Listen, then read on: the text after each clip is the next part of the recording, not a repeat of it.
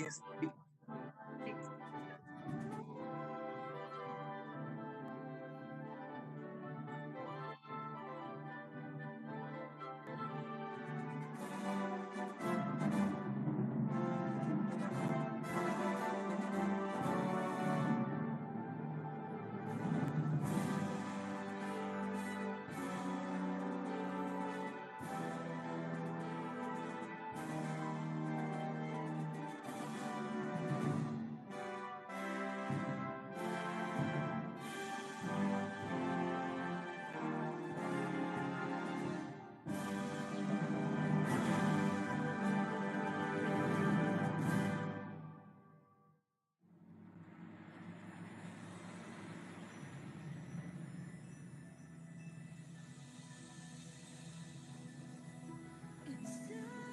to open our eyes to a bright and promising future. We'll rise to the call of the times and create a stronger tomorrow. Let's start to make a difference, teaching everyone to learn through science, health, and technology. We will share our expertise by promoting knowledge and policies. We can build a better world. Let us take a step for our visions alone, bringing future us for the people to grow in a life filled with happiness and faith. Here at SEAMEO, building the future is our legacy.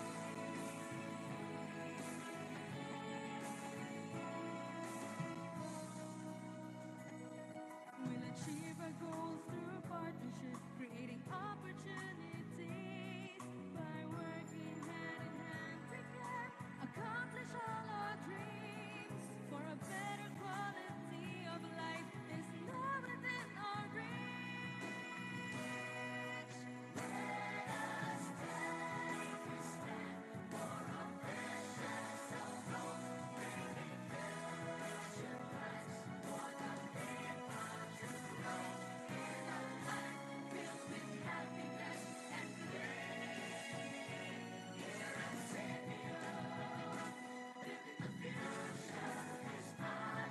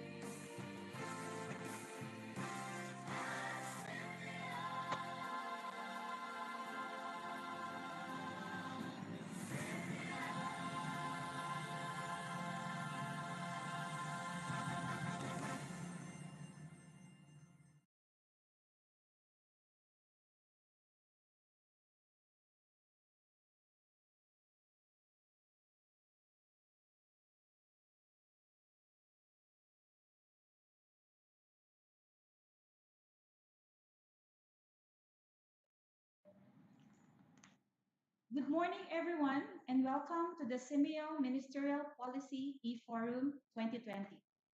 This event is hosted by the SEAMEO Council President, the Senior Minister of Education, Ministry of Education of Malaysia, in collaboration with all the ministers of Southeast Asian countries and SEAMEO Secretariat. To all our dear participants, educators, learners, stakeholders, good morning. We are glad that you are here as we make history, as this is the first ever virtual Policy E-Forum.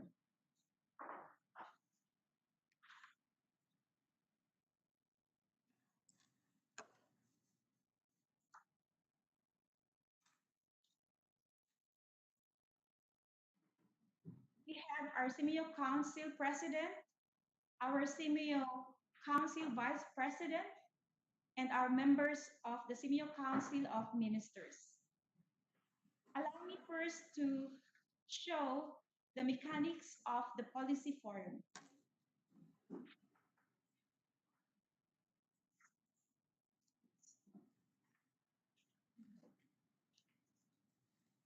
We have the 11 ministers with us from Southeast Asia, led by His Excellency Dr. Radzi Judin, Senior Minister of Education, CEMEO Council President, Ministry of Education, Malaysia.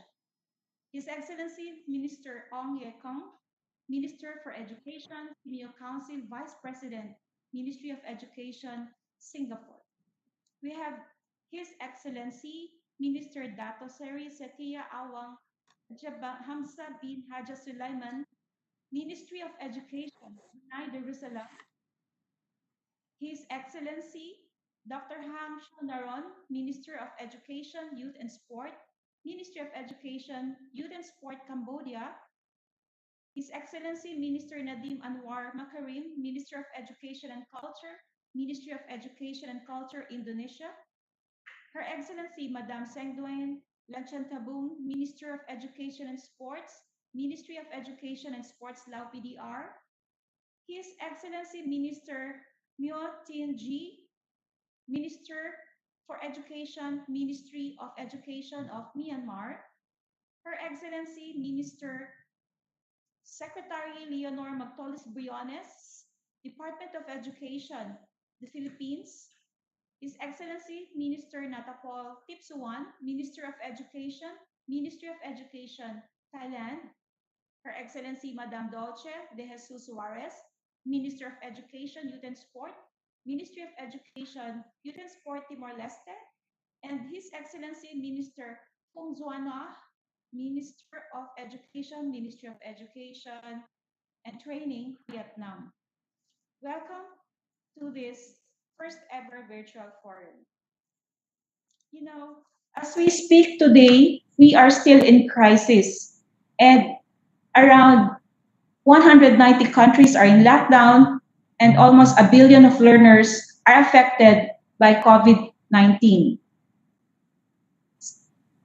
But for this particular forum, the ministers of education in Southeast Asia came together, just like in 1965, when they really wanted to collaborate and promote cooperation in education, science, and culture.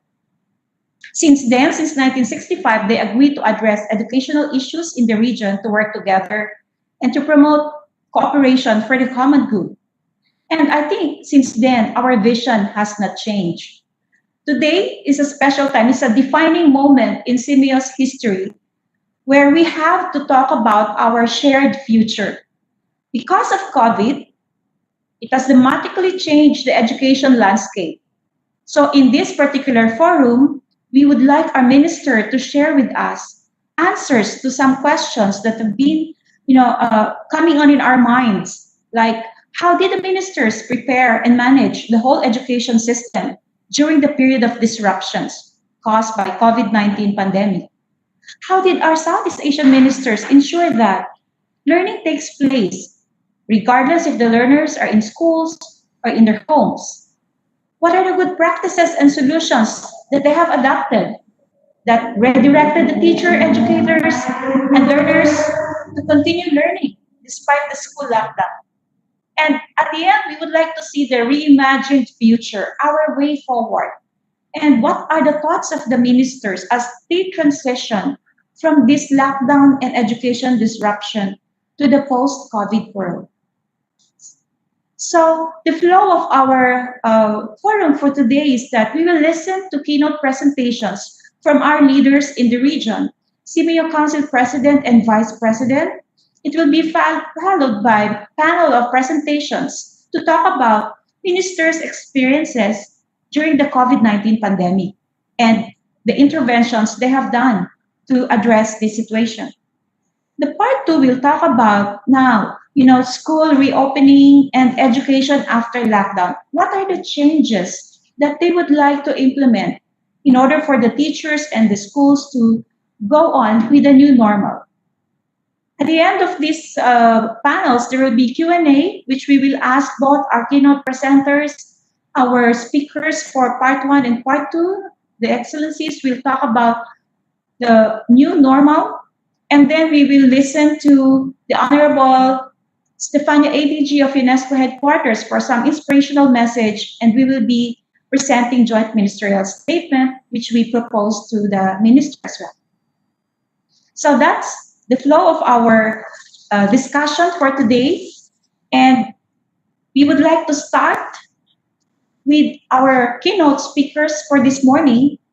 We have His Excellency Dr. Rajit Dizin, Senior Minister of Education and SEAMEO Council President, Ministry of Education, Malaysia. Senior Minister Radzi, the floor is yours. Thank you. Excellencies, Ministers of Education, Dr. Etta Agnes Valenzuela, Director of SEAMEO Secretariat, ladies and gentlemen, a very good morning to all of you. It gives me a great pleasure to join you at this SEAMEO Ministerial Policy E-Forum today. Thank you for taking your time off your busy schedule to discuss and share your experiences on education in the post-COVID-19 world. The COVID-19 pandemic is unprecedented. Most of us have spent the first half of this year trying to manage disruption to the education system in our respective countries. According to UNESCO, the disruption to education due to closure of schools has impacted over 60% of the world's students' population, or more than 1.53 billion learners. Southeast Asia is home to more than 630 million people, and it is estimated that 26.5% are below the age of 14. This means that within this age group alone, over 167 million children were impacted by the pandemic. The world collectively is learning how to cope in this time of upheaval and abrupt changes. As the custodian of this generation of learners, we are thrust into the situation of not just coping, but ensuring that our education system and its stakeholders are agile enough to adapt and move forward. Hence, Malaysia believes this platform that we have today will allow us to reflect on our experiences in managing the education sector during the COVID-19 pandemic. Excellencies, ladies and gentlemen, allow me to share some of Malaysia's experiences during the pandemic before I go into my perspective on the regional education landscape. Malaysia saw the surge of COVID-19 cases in mid-March 2020, resulting in the closure of schools and the implementation of movement restriction nationally. The schooling of about 5 million students was instantly interrupted. This meant that learning has become immediately detached from school, as students have to stay at home. To ensure learning continues, albeit away from school, Ministry of Education, MOE, immediately tasked our 440,000 teachers to turn to alternative modes of delivery, that is, through home-based learning. The aim is for students to continue learning at home using worksheets and online platforms, among others. This change of modes demands teachers to familiarize themselves with digitally aided and online delivery methods. Parents had to make adjustments to cope with their responsibilities as well as facilitating their children's learning, whilst students too had to adapt to changes to their learning environment. Malaysia is fortunate because MOE has already developed a digital learning platform in 2019. This platform facilitates the transition from conventional face-to-face approach to remote mode of teaching and learning. The platform offers free educational services across many applications, such as Google Classroom, and is accessible to all school teachers and students. By the end of May 2020, 90% of teachers, which is approximately 376,000 of them, and 59% of students, approximately 282 million, were actively utilizing the learning platform. Besides the digital learning platform, there are other online learning platforms by the MOE that also cater to on-demand content for students from preschool to secondary level. However, as a nation with a diverse education landscape, we are aware that there are still a large proportion of students who are experiencing difficulties in pursuing home-based learning due to lack of hardware and internet accessibility. Although efforts to minimize academic loss are continuously scaled up, we know that home-based learning is not a comprehensive replacement for all aspects of school learning. Not all subjects can be remotely taught at the same levels of effectiveness and quality. To mitigate this issue, students' ownership of current technological equipment and connectivity, a suitable learning space, and parents' cooperation are key aspects to the success of home-based learning. In my interaction with other ministers of education during the virtual extraordinary conference of education ministers of SEAMEO member states on COVID-19 last month, it is apparent to me that most countries are facing common concerns. These include the reality of social and economic gaps, digital divide, and delivery system. Despite the difficulties and challenges, many creative and innovative solutions were found to address the challenges. We need to apply the strategies as well as incorporate the lessons learned during the pandemic to help alleviate the disruption and address the issues. We must ensure these challenges do not detract children and youth, particularly the underprivileged, from returning to school. As it is, we already have a staggering 15 million children and adolescents who are out of school across the region. The challenge for us now is to bring them back to school safely. Equally as important is how the pandemic has also caused a rethink in the approach used to conduct school assessment, including large-scale, high-stake public exam. The COVID-19 crisis clearly shows that reliance on public examination as the sole assessment method is a risky approach. Experiences during the pandemic suggest that the introduction of a more holistic assessment method is crucial. While all types of assessment of student learning are important, formative assessment through the empowerment of teachers would be a good place to start. The use of formative assessment is also a sensible approach in the context of home-based learning, given that teachers and parents and teachers need to understand whether students are absorbing the content delivered to them in formats that differ from business as usual. COVID-19 is a public health issue that requires multi-sectoral approaches to provide response, recovery, and resiliency efforts. In Malaysia's preparation to reopen schools, MOE worked closely with various ministries and agencies to formulate an effective standard operation procedure. On the 24th of June 2020, Malaysia will begin the reopening of schools in stages with strict safety guidelines in place to ensure the safety, well-being, and resiliency of the children and the school community. As we reopen our school, holistic assessment of students coming in from the long hiatus will be crucial. This would assist in determining the progress of students after months of learning remotely at home, and teachers can then develop lesson plans accordingly. In addition, the initial assessment will allow teachers to ascertain the social emotional development of students, which may be affected as a result of school closures.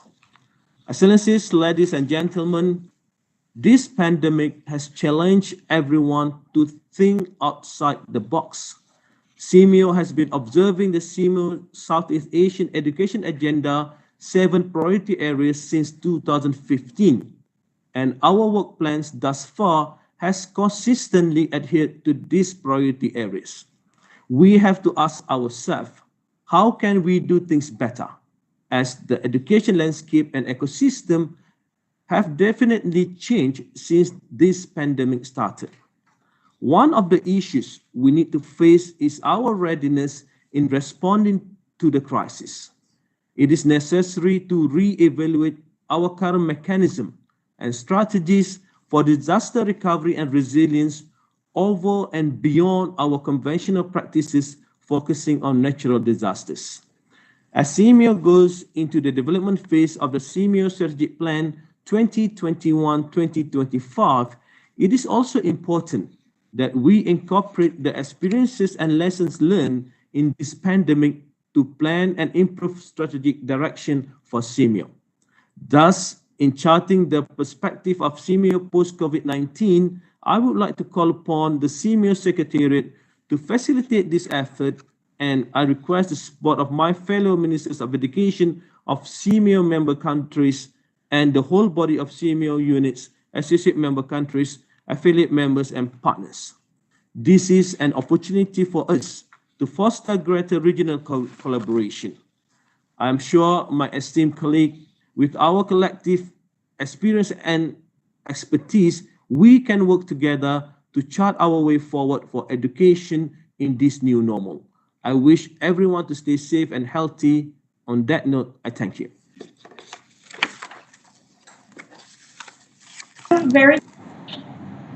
Thank you very much, our Council President, Senior Minister of Education, and the Senator of Government of Malaysia. Your Excellency also leads the cluster of a group of 8 ministers managing education and social policies. So he's really on top of COVID-19 experiences. And I agree with the minister when he say that, COVID-19 gave us like a magnifying lens to see the digital divide across our region. And I'm very happy to learn that since 2019, Malaysia has already developed its digital platform and it's more or less ready with transitioning to digital technology. We also listened to your call for SEAMEO member countries to work together and to collaborate in this particular pandemic, and that we would like to take that challenge for us to integrate in the upcoming SEAMEO strategic plan all the lessons learned from COVID-19. Thank you, SEAMEO Council President, Your Excellency, Minister Gatti, for a very comprehensive keynote presentation. Thank you. Let us now listen to our next keynote speaker. Our SEAMEO Council Vice President is the Minister for Education of Singapore, His Excellency Minister Ong Ye Kung from the Ministry of Education, Singapore. Minister Ong Ye Kung was elected as member of the Parliament for Sembawang GRC in September 2015 and was appointed to the Cabinet of Singapore since October 2015. He held various positions from the Ministry of Education, Higher Education Skill, and Second Minister for Defense. He is concurrently a board member of the Monetary Authority of Singapore and the chairman of the Chinese Development Assistance Council. Your Excellency, we are very much honored to have you. The time is yours. Thank you. Dr. Muhammad Razi bin Muhammad Jidin, President of the SEAMEO Council, colleagues, friends, Excellencies, Dr. Ethel Valenzuela, Director of SEAMEO Secretariat. Good morning. It is my pleasure to be with you this morning and good to see everybody very well.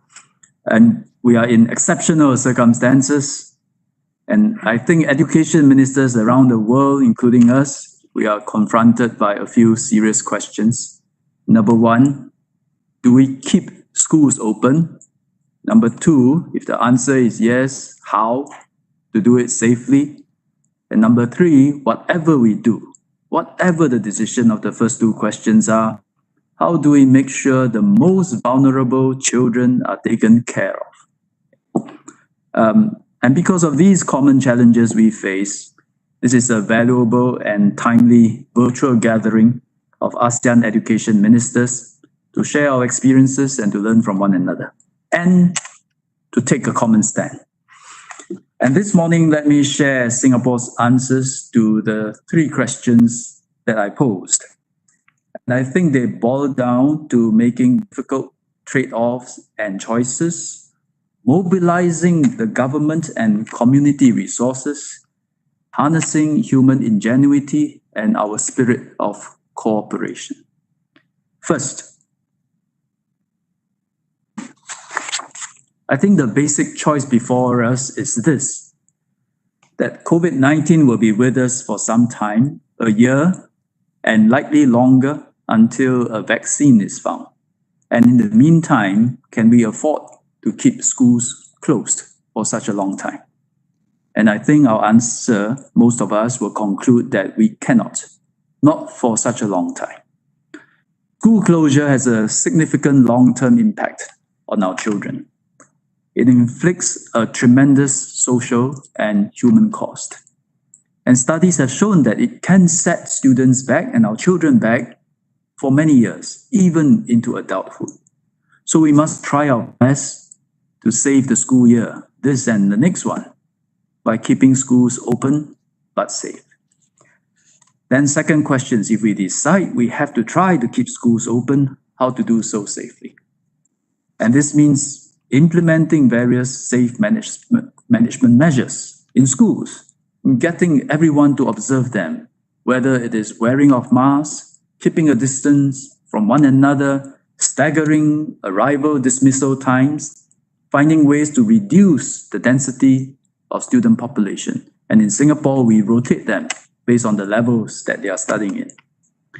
All these measures, if we are honest, it compromises the quality of education.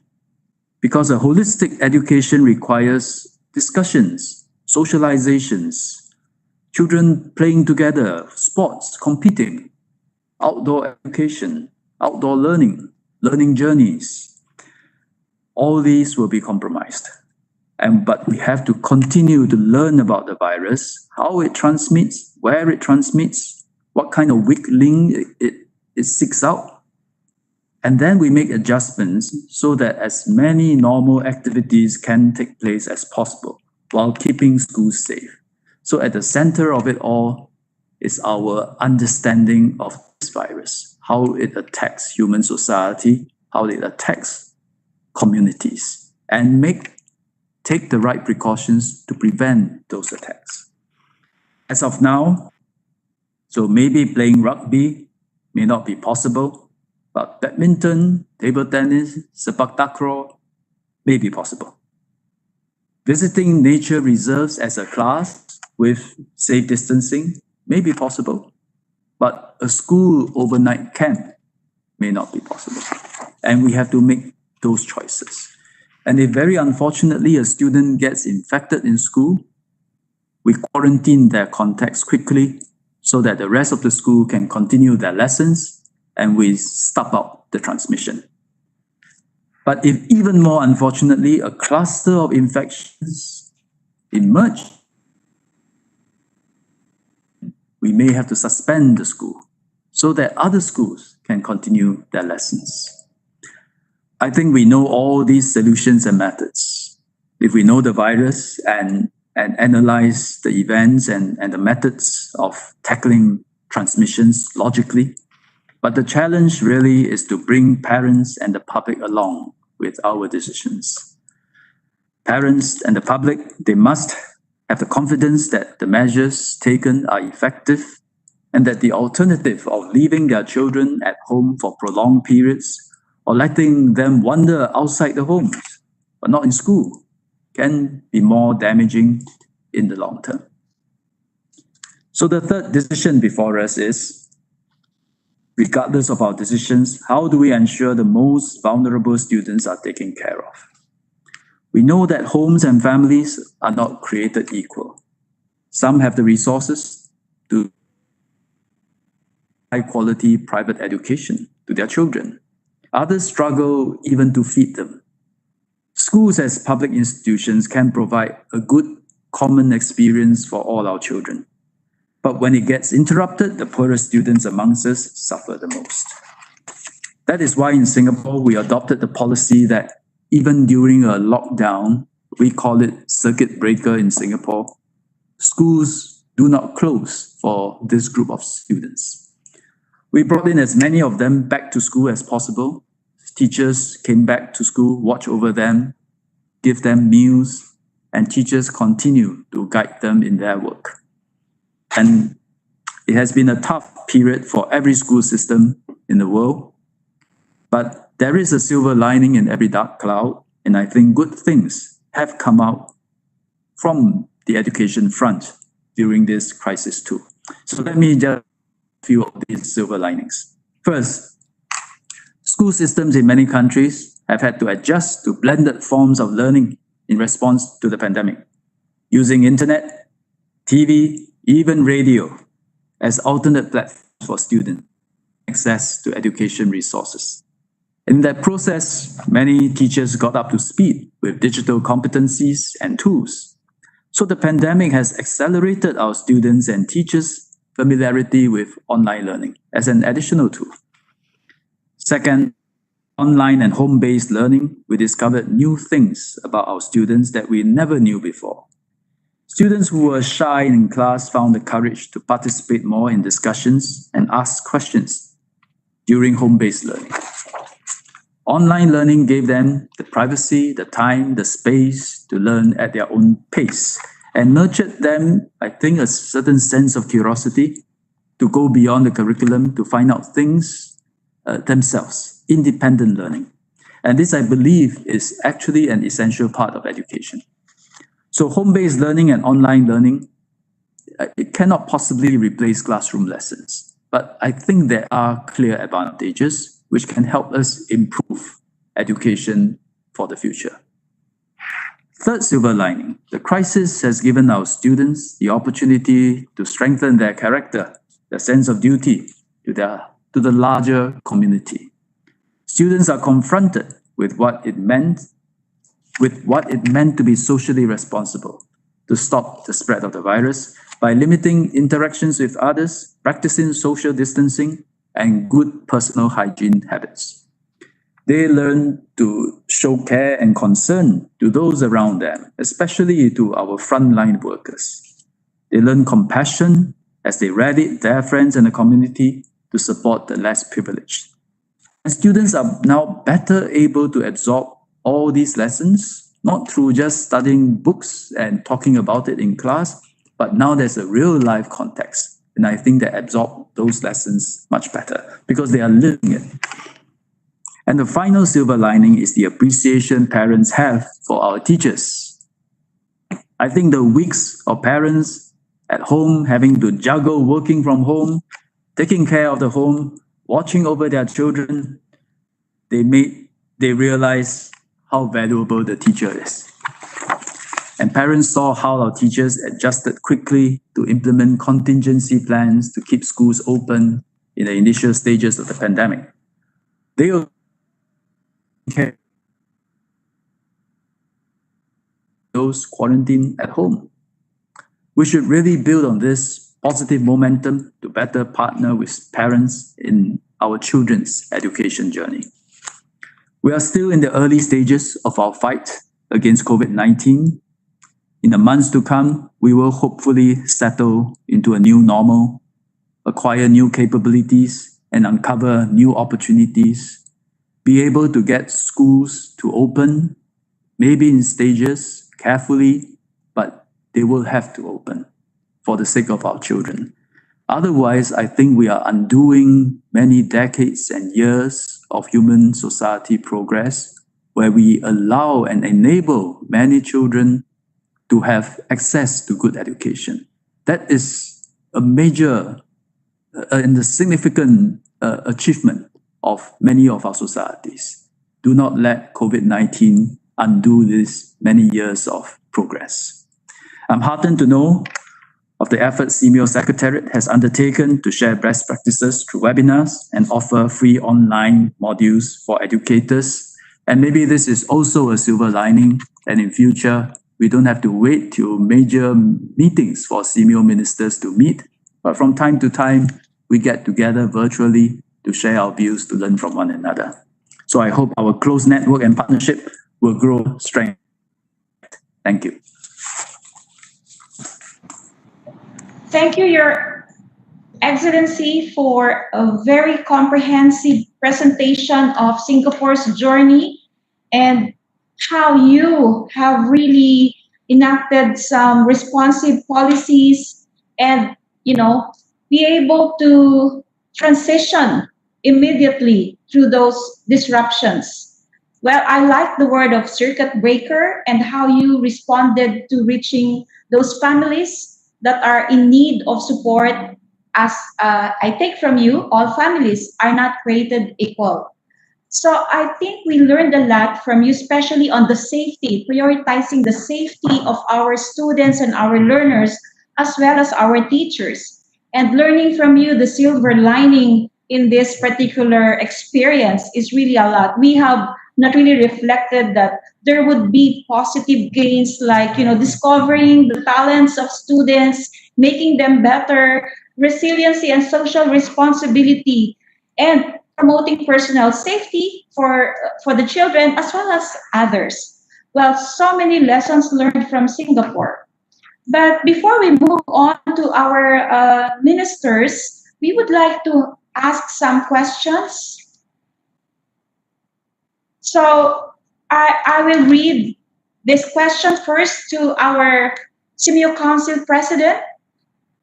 How critical or important is technology during COVID-19 pandemic? This is always a question from our webinar series. We have done almost 8 of them, but they always ask about, technology used for education and that new roles of teacher, they have to adapt to this. And there are instances when there are no connectivity, but how can we really respond to this question of teachers as well as learners? May we ask our keynote speakers, please? Sure. Thank you. There are 2 questions there. First, about the technology during the COVID-19 pandemic and the role of teachers. I think the first one, all of us can agree that technology is just so important during the crisis. I think everyone's trying to get connected to the students through online learning, whatever we call it, home-based learning or blended learning. But the key to those approaches are basically technology. But again, yes, we agree that the technology can help us in continuing to be able to be connected to students in different ways. But I think at the same time, everyone agree that the students should not be detached from school physically for too long. Otherwise, as the minister said before, my colleague from Singapore said, basically we will doing injustice to kids if we just left them at home for prolonged period of time, and we need to find ways to bring them back. So if I can conclude, I think everyone agree, yes, technology is so important. We use technology in so many different ways during the crisis to help us connect it to the students, to give them the homework, to teach them, to do all the learning and teaching. But at the end of the day, we also agree that we need to bring them back to school physically so that they can come back to the normal face-to-face learning in order to make sure that they are not being left behind in certain aspects of character buildings and those related areas. So as for the second bit and on the role of teachers, what the teachers should do when the school reopen, I think the first thing is, as I mentioned earlier in my speech, is for the teachers to holistically assess the students, because the students have been staying at home for months and months, and we don't know to what extent the students really capture or really up to the standard that were expected for that like 2 or 3 months. So in this case, teachers, when the students come back to school, need to have a look, assess the students, what is the baseline of their learning when they come back, so that teachers can design the teaching approach accordingly to make sure that they can cover whatever the gap that has been left because of that lockdown period during the COVID crisis. And the other thing that teachers need to do is to look and assess the student from social perspective as well, from emotional perspective as well, because we know that the students, especially those who are underprivileged, has been detached from school, not being able to connect to the teachers, to the friends, and so on during that period. So it is very important that teachers need to look into this and see what they can do to help the students, to bring that student back, especially in terms of the motivation, right? They have been detached from school, from the friends, from the teachers for quite some time, and now the teachers need to see what they can do to help these students out. Thank you. Thank you very much, Your Excellency. Thank you. From His Excellency Minister Kang. Oh, thank you. I fully agree with Dr. Radzi, and I wish Malaysia all the best as you open school in stages from the end of this month. Yeah. I just want to add one thing, which is on the question of technology. Technology is a double-edged sword. If we implement digital learning or online learning, but students are not equally equipped, it is a source of inequality. Those with devices, those with Wi-Fi at home and the resources, they have access to a lot more teaching and education resources. Those who do not have, they are at a severe disadvantage. However, if we can equip every child with the same digital resources, Wi-Fi, devices, then it is a major boon to equality, because then everyone have the same window, every child have the same window to education resources, and they'll be receiving the same educational resources pumped out either through the ministry or through schools. So I think whether it's a boon or bane in terms of education depends on how we equip the children. When Singapore went into circuit breaker and we have to move to online learning, we also discover there are many students, particularly those from more vulnerable backgrounds, they do not have digital devices. We have to gather the devices under the ministry and loan it out to them. And we loan out over 20,000 of them. Yeah. And even they have the devices, many of them do not have subscription plans at home and no access to Wi-Fi. And so we also got donations to give them free dongles so that they get access to Wi-Fi as well. Then when they have all that, they start to have access to education resources. So we are on a plan. We have come up with a plan to equip every secondary school child with a digital device plus a subscription by the end of next year. Thank you very much, Your Excellency. Wow, that's truly a big step ahead for Singapore, and reaching out to the learners, lending mobile devices, subscription and connectivity is a good model. Well, thank you so much, our SEAMEO Council President, SEAMEO Council Vice President, for your very informative keynote presentations. Now, let us move on to the next part, education during COVID-19 pandemic. And we will start with the presentation of His Excellency Dr. Seri Setia Awang Haji Hamzah bin Haji Sulaiman, Minister of Education, Brunei Darussalam. Dr. Hamzah was appointed as Minister of Education since 2018. In 2013, he was also appointed as Deputy Permanent Secretary for Defense Policy and Development. And a year later, He was also appointed as permanent Secretary for International Economic Planning and Development and Finance at the Prime Minister's Office, now presently known as the Economic and Finance Division. Your Excellency, Minister, the time is yours.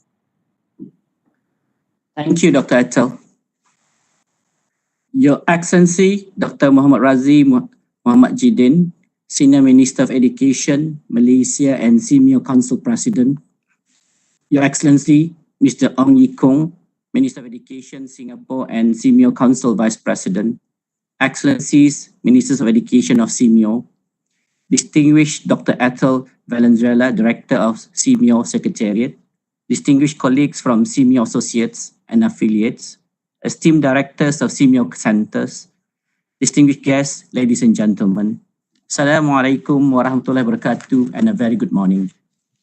Firstly, I thank the Minister of Education of Malaysia and Singapore for their insightful presentations. I also like to thank Dr. Atal, Director of SEAMEO Secretariat, and to everyone involved in convening our first online forum, especially during this challenging time.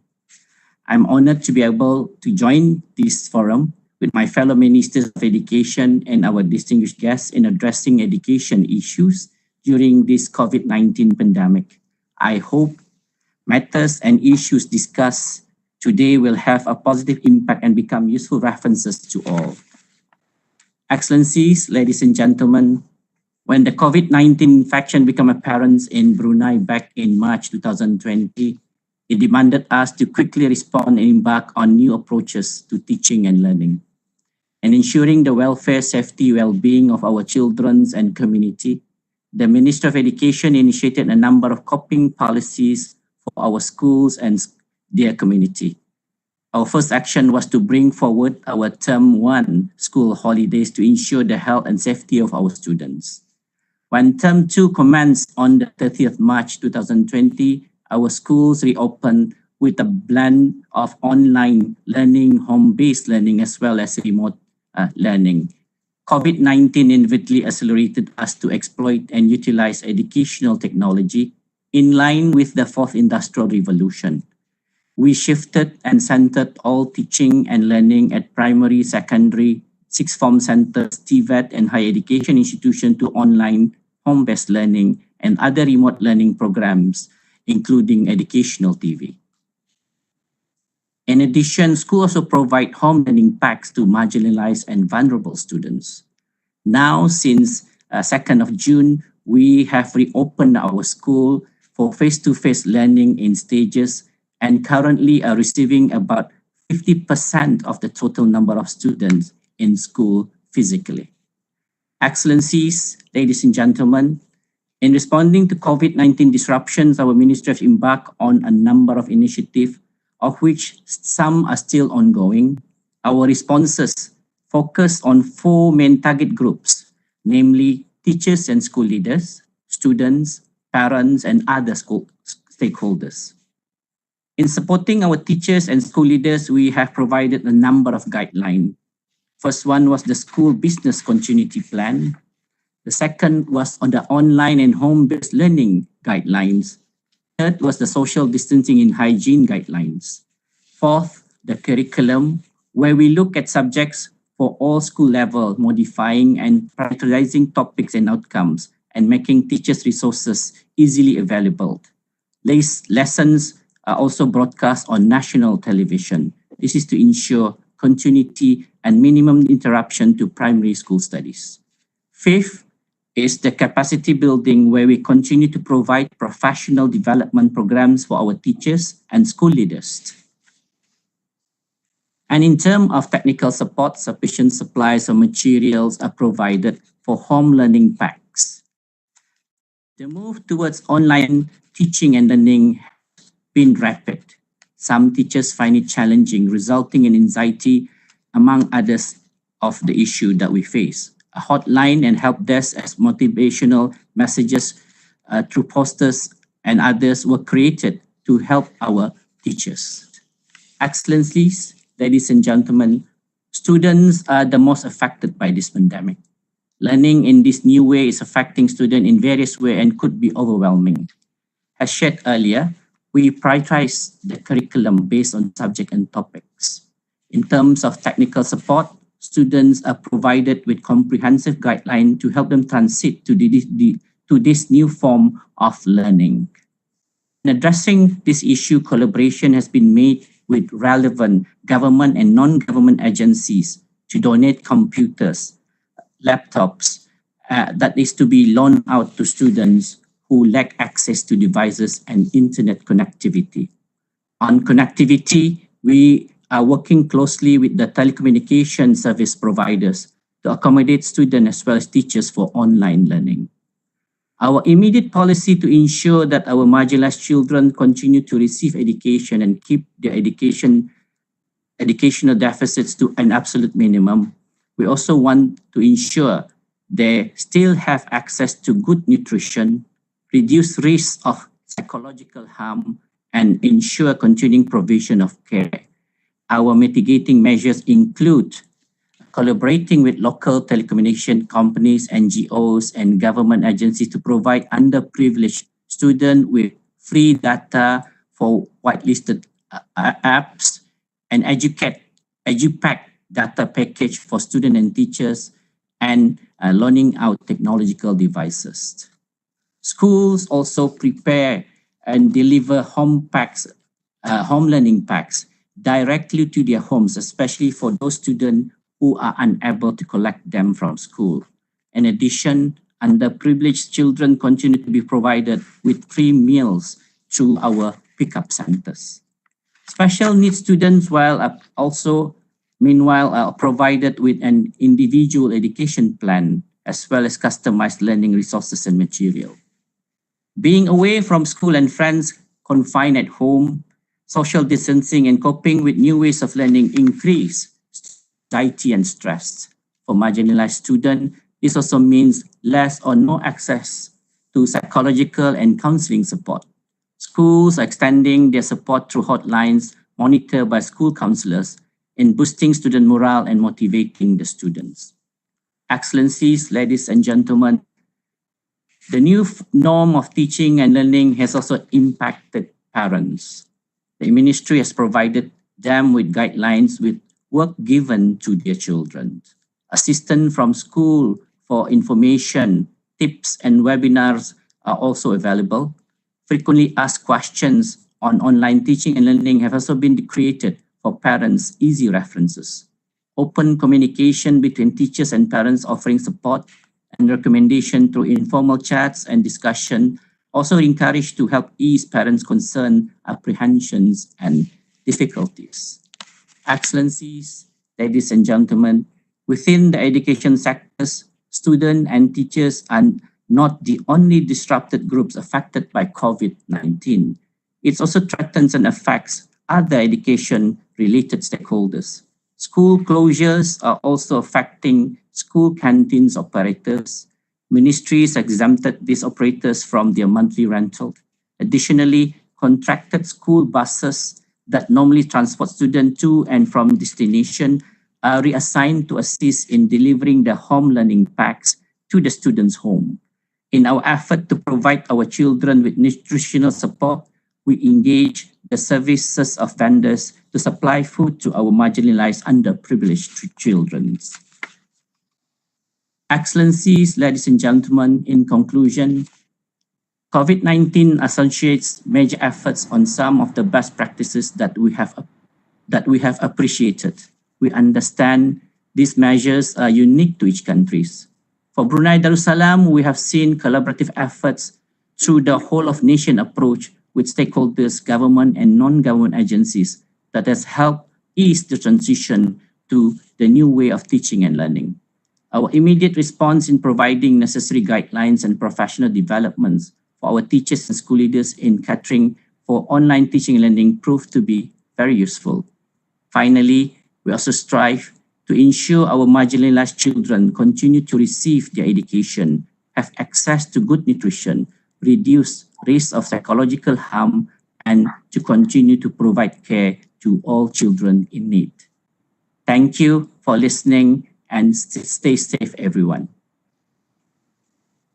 Thank you very much, Your Excellency. Dato Hamzat Sulaiman has indeed given us how Brunei Jerusalem ensured that learning continues and that learning deficits would be minimized. There are lots of initiatives, including protecting the health and safety of students, also on donating or loans for students for technological devices, especially for those who do not have access to that.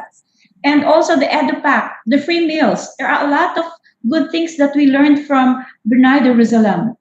More so, we learned that they have also issued guidelines or continuing plan and even guidelines for parents, webinars, frequently asked questions with answers.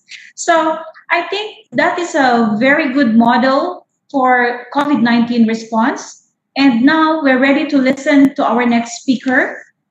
Our next speaker is His Excellency Dr. Hang Chon Naron from the Ministry of Education, Youth and Sport, Cambodia. Currently, His Excellency was a think tank of the Royal Government of Cambodia, and he holds various degrees from different countries of the world, such as Russia, France, United Kingdom, even US and Thailand. He works in various diplomatic missions and research institutions as a political and economic analyst and held various positions in the Ministry of Economy and Finance and as an advisor.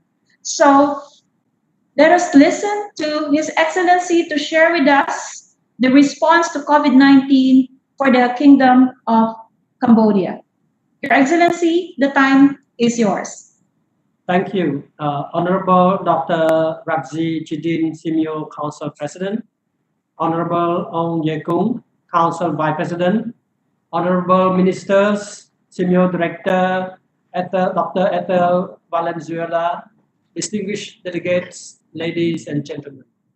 Allow me to begin with my sincere thanks to SEAMEO President, Vice President, and SEAMEO Secretariat Director for making this e-policy forum possible. I'm glad to meet all of Honorable Minister again and hope you and your family are safe. COVID has transformed the world, our lives, and our education system. Globalization has made the spread even faster. Therefore, we should not allow COVID to divide us. We must be united to fight against this pandemic.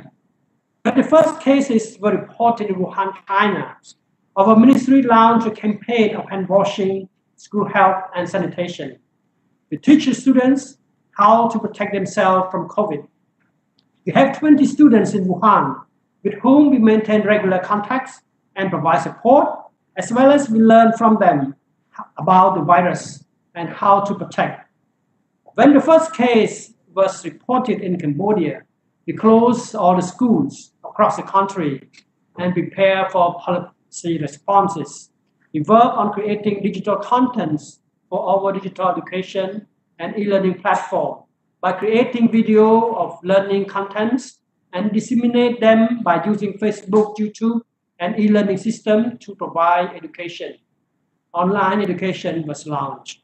A month later, we worked with the Ministry of Information to launch a new digital TV channel to provide distance learning to increase the outreach, especially in the rural area and for those who don't have computer and internet. For those students without internet, we allow the student to form small groups for self-study and paper-based distance learning with guidance from teachers. We introduce online education to process paperwork for education officials. Somehow, Cambodia has transformed the crisis into opportunities with the following good practices. Number one, communication to education officials, students, and parents about the COVID and education changes. Secondly, Digital Education Forum was launched and the Center for Digital Education was established to provide for digital education in Cambodia.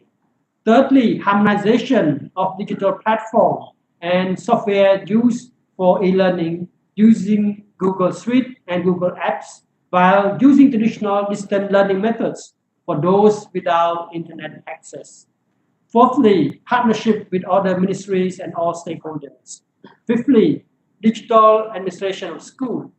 Last but not least, digital education for teacher training. For the new teachers, they know how to use technology. Even after COVID, digital education will be part of our education system. We will require schools to prepare a digital room with digital contents for in-service teacher training and for student self-study. E-learning and digital education will be used to complement face-to-face. Digital room is to bridge digital divide. At present, our ministry prepare a three-phase gradual school reopening. During the first phase, only around 10-15 high standard schools with high safety standards that can implement the ministry health safety guidelines will only be allowed to reopen. They will offer blended face-to-face and e-learning to minimize the risk of infection. We will learn from the first phase before proceeding to the second phase for middle standard schools and the third phase for minimum standard schools. We already adopted guidelines for school reopening. We must make sure that local health facilities are also ready to ensure the safety of the school. To conclude, I would like to wish you, honorable ministers, good health and stay safe. Thank you for your kind attention. Thank you very much, Minister Naron. Truly, we learned from you and how you protected the whole community, the education sector for COVID-19 by closing down all schools right away and in a good response to create digital content with the help of teachers using also the platforms such as Facebook, YouTube, and e-learning modalities. We also learned that you have a good communication plan for C19, making use of radio communication, and even harmonizing digital platforms. Truly, it's remarkable that you have already identified schools with high safety standards and minimum safety standards, and that those who meet these high standards could already reopen. Thank you very much, Minister Naron, for that. Now we will move on to our next speaker. Our next speaker is Her Excellency, Madame Sengduan Lanchantabun from Ministry of Education and Sports, Lao PDR. Madame Sengduan is the current Minister of Education, and she started her work since April 2015. And prior to this, the minister has served as a Deputy Minister for Education and also worked closely with some of SEAMEO centers. So, Your Excellency, you now have the floor.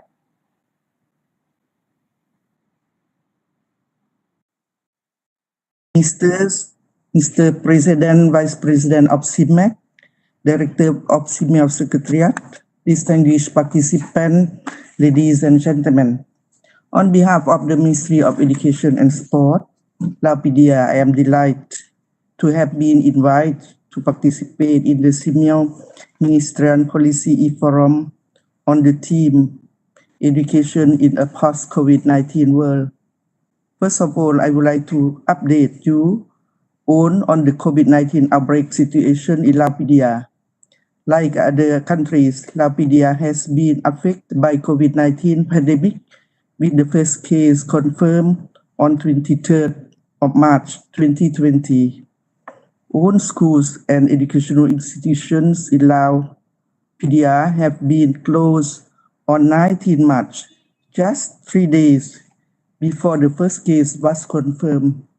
We closed the school before the finding the case because we have learned that our neighboring country surrounding us were affected with COVID-19 rapidly, and our border have not yet been closed. That's why we start to close the school first before finding the confirmed cases. Education functionally resumed on 18 May 2020. This period without education has disrupted the face-to-face learning of 1,708,501 students enrolled in the pre-primary, primary, secondary, and tertiary institutions. To date, the cumulative number of confirmed cases of COVID-19 in Lapidia remain at 19, with all patients subsequently discharged from the hospital as of the 9th June 2020 without a mortality. Fortunately, no new cases have been diagnosed over the last 60 days. In accordance with the 4 questions that have been posed, I would like to share the experiences of the Ministry of Education and Sports of Lapidia in response to the COVID-19 pandemic as follows. For question 1, how did the ministers prepare and manage the whole education system during the disruption caused by COVID-19? The COVID-19 outbreak is a rapidly evolving global public health crisis. As such, most governments around the world have temporarily closed educational institutions in an attempt to control the spread of COVID-19 pandemic and save the lives of children and young people while protecting instructors, teachers, and professors. We ensure the safety of our children, students, instructors, teachers, and professors by closing educational facilities during this period. In order to prepare and manage the education system for this disruption, the Ministry of Education and Sports has established the Ministry's Task Force against COVID-19, working alongside with the National Task Force against COVID-19. These task forces are under the guidance of the Lao government directly. In response, the Ministry of Education and Sport has 2 priorities. 1, making sure every single student, teacher, and educational staff remain safe. And 2nd, motivating the educational institutions to continue to provide continuity of learning through creating new pathways of learning through distance and online learning opportunities. Additional to this, the Education and Sport Satellite Television channel has been established during the time of coping with COVID-19. This channel has started broadcast program to the public from 9 May 2020. This channel was successfully and alternatively learning approach used during the lockdown and reached out to remote schools and students. The satellite television has continued to be used as a form of supplementary learning for students since schools have reopened in May 18, 2020. For the second question, how did the minister ensure the learning take place, regardless if the learners are in the schools or in their home?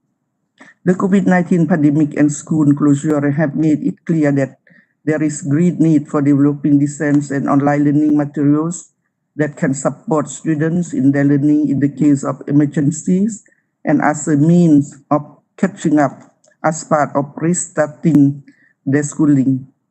To keep the education continuity and to ensure that the learning takes place, the Ministry of Education and Sports of Lapidia has advised schools and education institutions to apply a remote learning practice at home, including assigning homework to students on a weekly basis and using distance learning from TV, a radio program developed by the ministry, as well as online learning. These learning activities were sent directly to parents or guardians for the early grades. For the higher grades, teachers send homework to students directly. During the lockdown, parents and guardians plays a significant role in communication between teachers and students. as well as contributing to educational purpose as a whole. In addition, many schools and educational institutions have used various digital means to deliver education, such as Skype, WhatsApp, Facebook, Messenger, apps meeting, YouTube video, etc. For the education in rural remote area, particularly in mountainous area of northern province, we allow teachers to organize small groups of students gathering together to provide guidance on learning using digital communications in combination with raising awareness of COVID-19. All learning activities comply with government advices and the National Task Force Against COVID-19 measure. The Ministry of Education and Sport has recently developed teaching videos and a radio program to broadcast through the national television and education sport TV online. The Ministry of Education and Sport also developed a web page for disseminating these resources and COVID-19 infection prevention messages. However, there remains a great need for developing additional learning materials for the immediate and long term in managing and maintaining the delivery of education services during emergencies and furthering regular school education. Question 3. What are the good practices and solutions that redirected to the teacher, educators, and learners to continue learning despite the school lockdown? There are 4 things, but I'm not sure whether this is a good practice or not, but I will cite. Firstly, developing or providing various alternative learning methods for students who live in different contexts was successfully created and introduced by adhering to the curriculum. Secondly, using the ICT and digital communications in combination with traditional teaching and learning practices was successfully received and should be considered to be continued and included in each education system.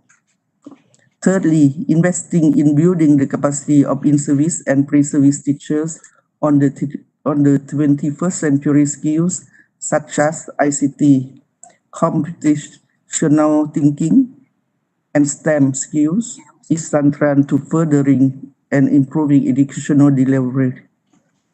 Fourthly, following the social distancing advices, we have starting to reopen the school, starting with the last grade of school first, because they need to pass final examination, and gradually another grades by taking turn morning or afternoon shift, or in some places they do like internet day, Monday, Wednesday, and Friday, and the other group Tuesday, Thursday, and Sunday. Saturday, excuse me, Saturday. And for the fourth question, but I would like to mention since online learning and distance education are not totally familiar for our students and teachers.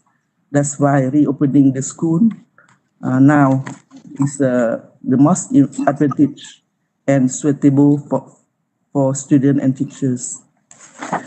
Question 4. What is the image future and how to the minister transit from the education disruption to the post-COVID-19 world? All in all, the outbreak of COVID-19 could be a good opportunity to reflect on the prevention, mitigation, and response plan of the education sector to future pandemic situations for our country. Preparing the educational personnel in conducting education in emergency situations for children and young adults from early childhood to adulthood education should be emphasized and be maintained. Investing in and utilizing technology in education should be encouraged. The concept of new normal will be subsumed into the educational agenda, whereby educational administrators from the central to local level should be well trained in hygiene and sanitation prevention methods and how to cope with disaster hazards in education institutes. These measures should be embedded as routine management tasks, and teachers need to be aware on how to mainstream these important changes into learning activities and for educational purpose.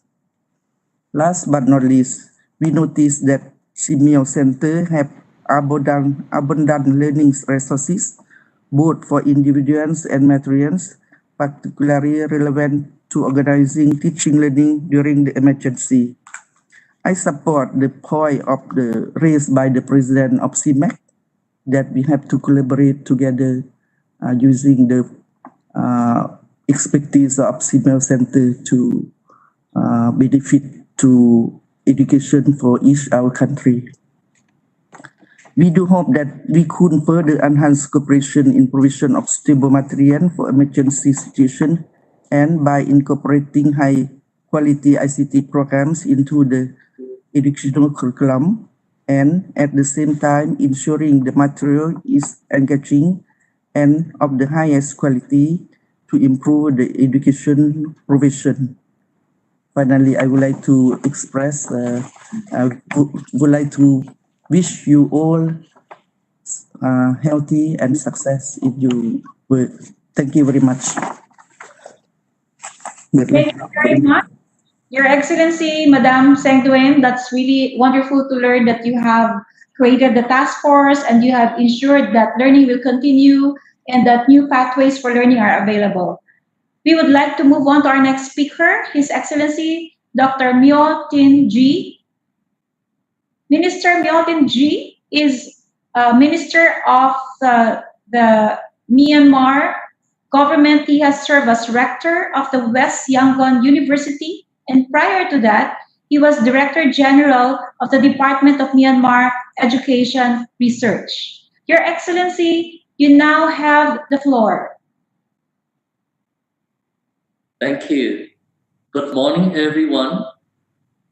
Honorable SEAMEO President, Senior Minister of Education, Malaysia, Honorable SEAMEO Vice President, Singapore Education Minister, Excellencies SEAMEO Council Education Ministers, Dr. Pascual Valencio, Director, SEAMEO, distinguished guests, ladies and gentlemen, good morning.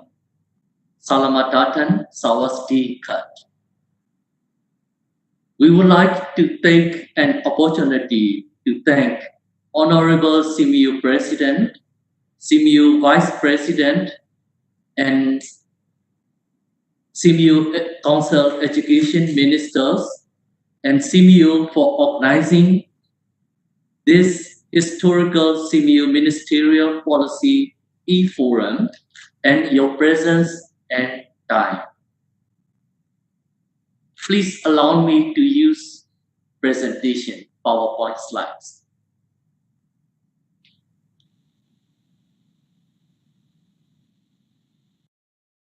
In Myanmar, I would like to briefly inform you that situationist analysis of COVID-19. COVID-19 has hit education particularly hard throughout the world, including Myanmar. Concerning disruption caused by COVID-19 crisis, I would like to inform you that there is no disruption for basic education students in Myanmar, as it coincides with stay at home 2 months, April-May, are summer holidays for schools and universities. But there is disruption of teaching and learning methodology training for the new basic education curriculum during summer. There is also disruption in the first semester of universities and vocational training institutions students as their examinations have been suspended since March 24, 2020, when first positive COVID-19 was confirmed on 23rd March 2020. There are also delays in university entrance selection process and pre-service primary teacher training. Next slide, please. As for the current situation of COVID-19 pandemic in Myanmar, I would like to report that 81 days from 23rd March 2020 to 12th June 2020, there are only 62 townships out of 330 have been transmitted with 260 laboratory confirmed cases. Among them, 165 has recovered and 6 expired. Next slide, please. Out of 81 days in Myanmar, there are only 24 days for 0 cases, 47 days for 1-digit cases, and only 10 days for 2-digit cases. Next slide, please. The table reports the situation in region and state. The next slide, please. So as to prepare to respond coronavirus disease COVID-19, we developed 2000 COVID-19 response and recovery plan of departmental level for short-term, medium-term, and long-term in April. We also developed Myanmar COVID-19 National Response and Recovery Plan for the education sector in May, highlighting the impacts of COVID-19 crisis on education, such as the impacts on access, quality, equity, and management. We have managed to start university entrance process in this month, June. We have prepared reopening basic education schools in July, level by level, successfully. It will be a new academic year for the basic education students. We have established necessary health and safety preventive measures for schools with grade girl. Next slide, please. The ministry ensured that we agree also, the Singaporean education minister mentioned, we need to keep school reopened. Therefore, we focus on our priorities. There is no learning loss, no discrimination, no one leaving behind, and we would like to reduce the school dropout. We have made very strict measures to reduce contact and to reduce crowds. We support a healthy and safe learning environment is very important to consider school reopening. We will strictly manage for physical distancing, wearing masks and face shield, hand washing. We would like to support sanitary and toilets facilities and so on. Next slide, please. Once schools are reopened, we will distribute free of charge the textbooks, teachers' manuals, books, and stationaries, and 2 masks and 1 face shield to all teachers and students. Also, we will support infrared thermometer to all schools and PPEs for schools in highly affected COVID-19 pandemic townships.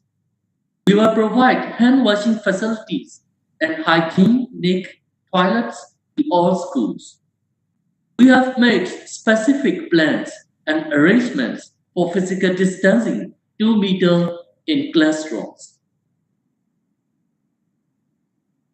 It may be depends on the classroom, on the classroom dimensions. So each classroom will cater for 20 students.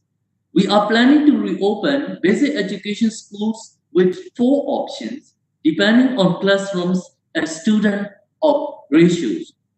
It may be some schools, there are 37,000 schools out of 47,000 schools. They are normal schools, yeah? And then some schools, they may be 2 shifts or alternating week. Some schools, they are planning to reopen for the alternating week and 2 shifts. It may be round about 300 schools. They are planning to reopen for the alternating week, 2 shifts and 3 days schooling, as the Laopedia Education Minister mentioned. That we will make it sure that students do home assignments as well. Next slide, please. The Ministry of Education has established, next slide, please, temporary learning centers for IDPs, and we have planned to announce the reopening of schools in TV talks, newspaper articles for reopening school. We have identified the 3rd week of July as School Enrollment Week. This is very important for the parents and students. They come to enroll at the schools. We have been holding meetings with region and state social ministers, members of parliament, region and state education officers for the prevent learning loss. We need to keep school reopen, and we would like to provide learning opportunities, and we would like to reduce school dropout. We have also publicly announced standard operating procedures. This is very important. We developed the standard operating procedures with the Ministry of Health and Sport for coming to school, learning in classroom, lunchtime, back to home, and during the school bags to come to school and back to home. We are now giving online training and face-to-face 5 days training on teaching learning methodology for new textbooks, grade 4, 7, 10, as well as health awareness training to all primary school teachers and secondary school teachers. Next slide, please. We have reserved. We are also introducing the ministry also introducing TV channel. It is now on test running, and it is a successful state. The ministry also established Myanmar Digital Education Platform MDEP. Now 25% of the teachers are using that platforms, and Myanmar created offline teaching learning server called DBE Pulse. DBE Pulse to schools in remote areas. All textbooks, teachers' manuals, teaching learning pedagogy, video clips are put in the Myanmar Digital Education Platform, and it is used for the free of charge for the teachers. We are planning to provide 1 tablet each to all high schools, and we are planning to provide tablets to all teachers face by face. Basic education officials have been holding online seminars and video conferencing meetings. We have reserved a room at every school for 6 students or staff while attending schools. If there is a confirmed case at a school, it will have to be closed temporarily. It will be reopened only when the Ministry of Health and Sports gives permission to do so. To respond to any future health shocks at the national and sub-national levels, we have planned for online teaching and learning. As we have been well prepared for reopening schools, I am confident that everything will go on smoothly in preventing learning loss, providing disadvantaged and marginalized children. Next slide, please. We would like to reduce that. Next slide, please. We would like to reduce the school dropout, and we would like to manage continuity for healthy and safe learning environment. We would like to improve and accelerate the quality of teachers and quality learning achievements. I would like to thank all ministers and SEAMEO efforts for sharing experience and best practices. I wish you all safely, healthy, prosperous region and the world. Thank you very much. Thank you very much, Your Excellency. We learned a lot from you.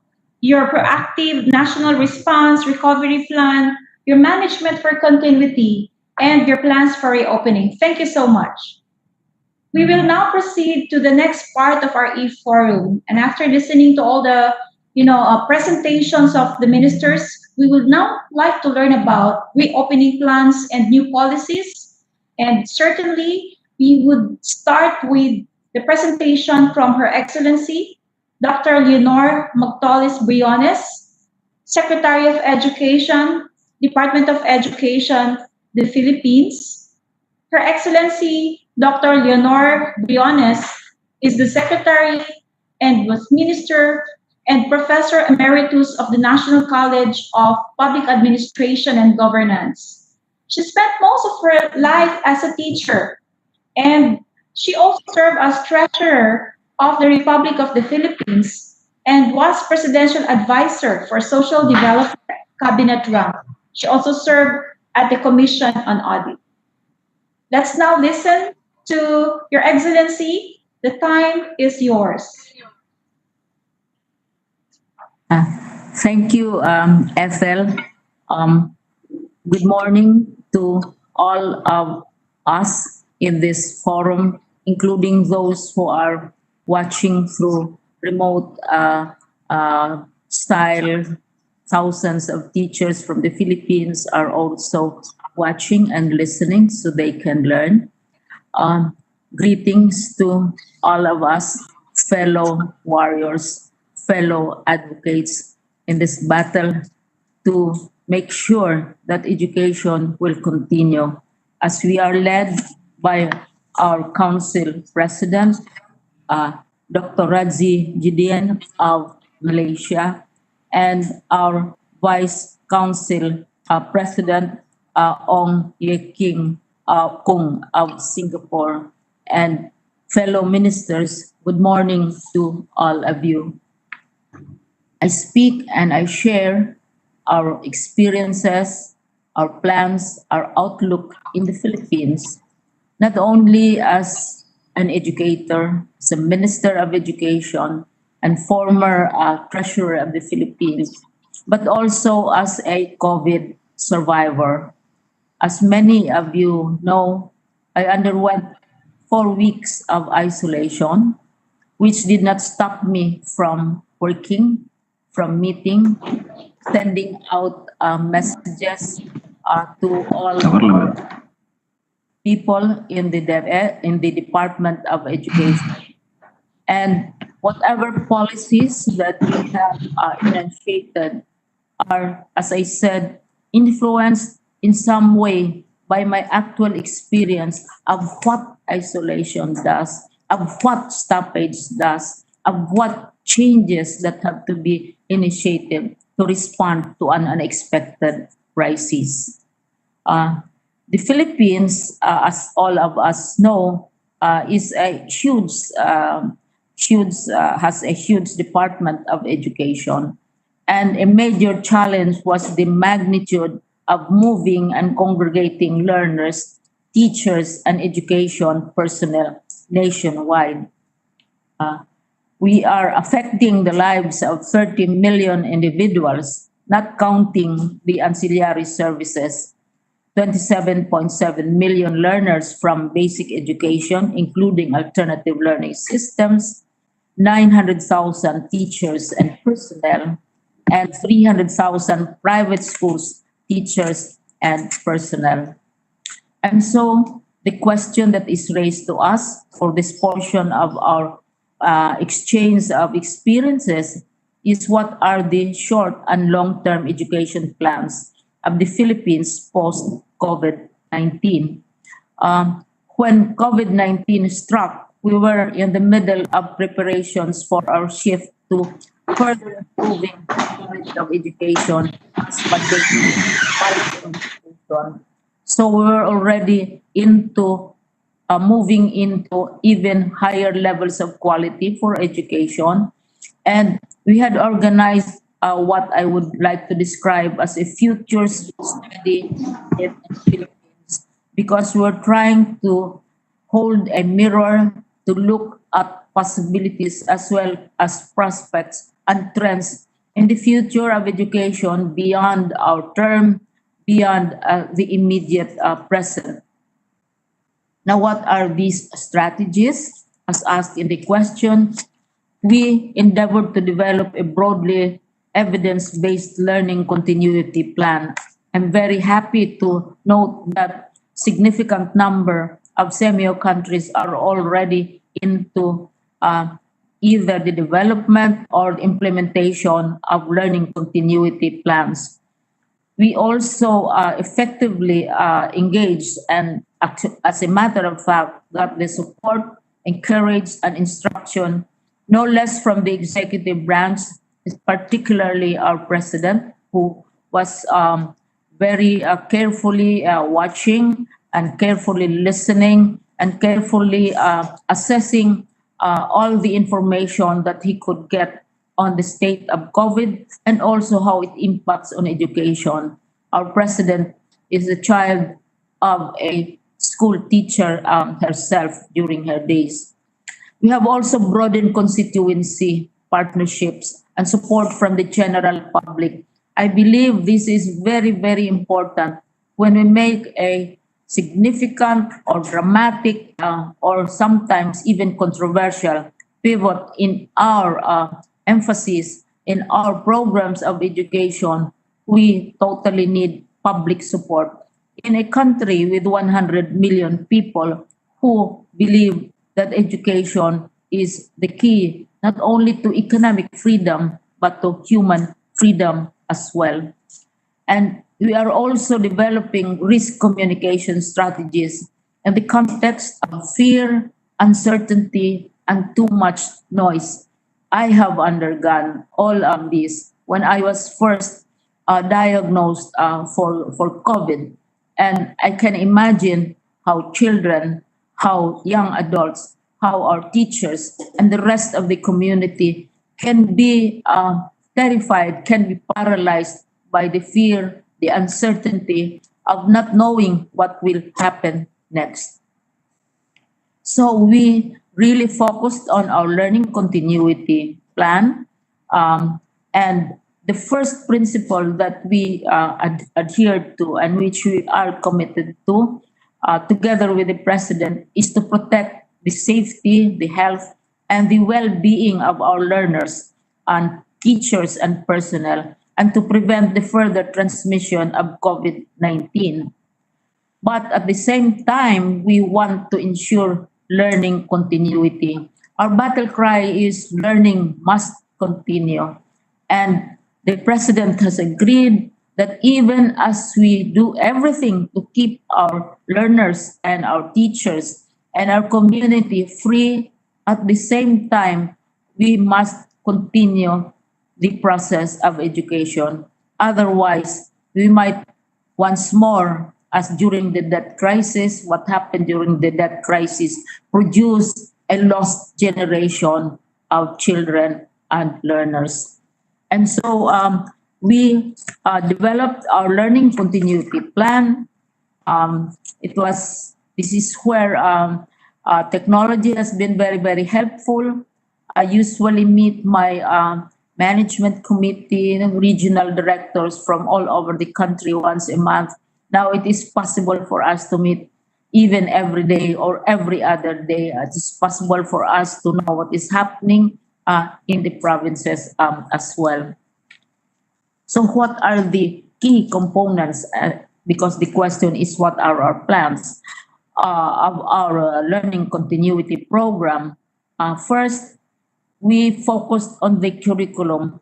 We cannot continue with the existing curriculum, which is nearly completely dependent on face-to-face or in-person learning or school-based learning where the kids have to go to school.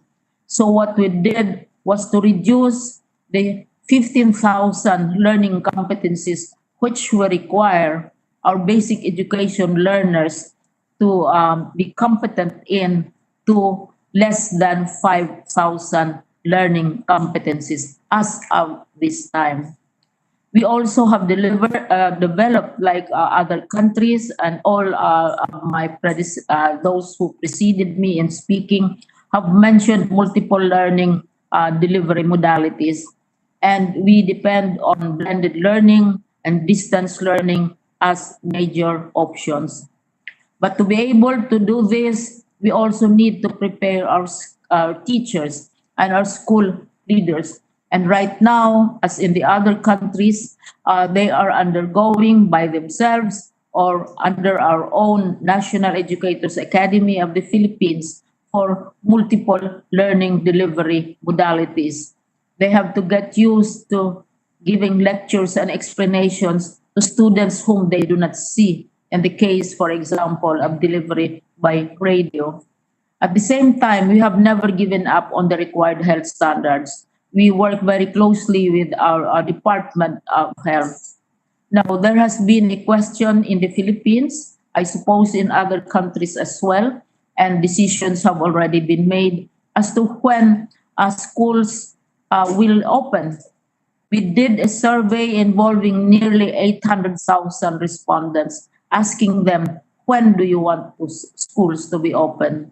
The law says that schools can open first week of June up to the last day of August.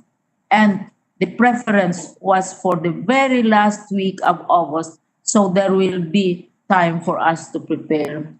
Other national activities like Brigada Escuela, where we mobilize parents, donors, supporters, politicians to help prepare our schools in a physical way for the opening of school year. We have suggested to them that perhaps in addition to the usual school bags, pencils, notebooks that they usually distribute, maybe they can distribute gadgets or parts of gadgets.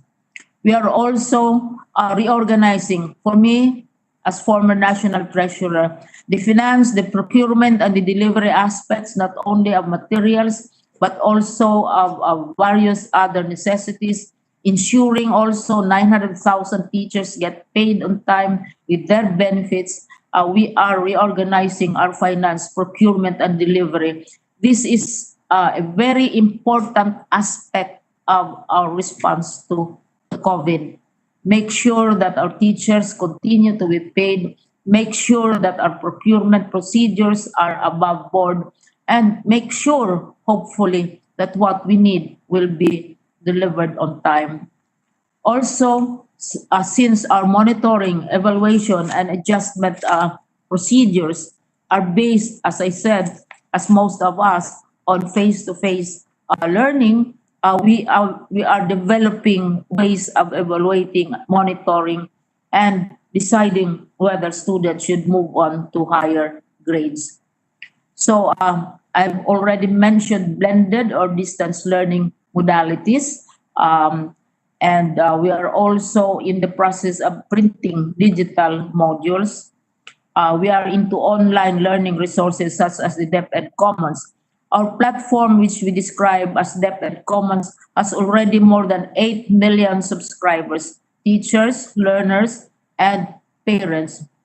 We have said in our blended approach is, of course, you have online learning platforms. This is the DepEd Commons. But if there is problem with connectivity, because it is a frequent challenge in a country like the Philippines, then we go to cell phones. We realize that there are more cell phones than humans in our country. 179 million cell phones in a country of 100 million people. But even if we have kids or families which don't have cell phones, then we go to the traditional television. since the 50s television, maybe even the late 40s television, the 50s television has already been utilized for learning. We have a law which says that 15% of communications programs, television or radio, should be devoted to children, and we intend to encourage our servers, our telcos, to to give us this 15%, not only 15%, but even more.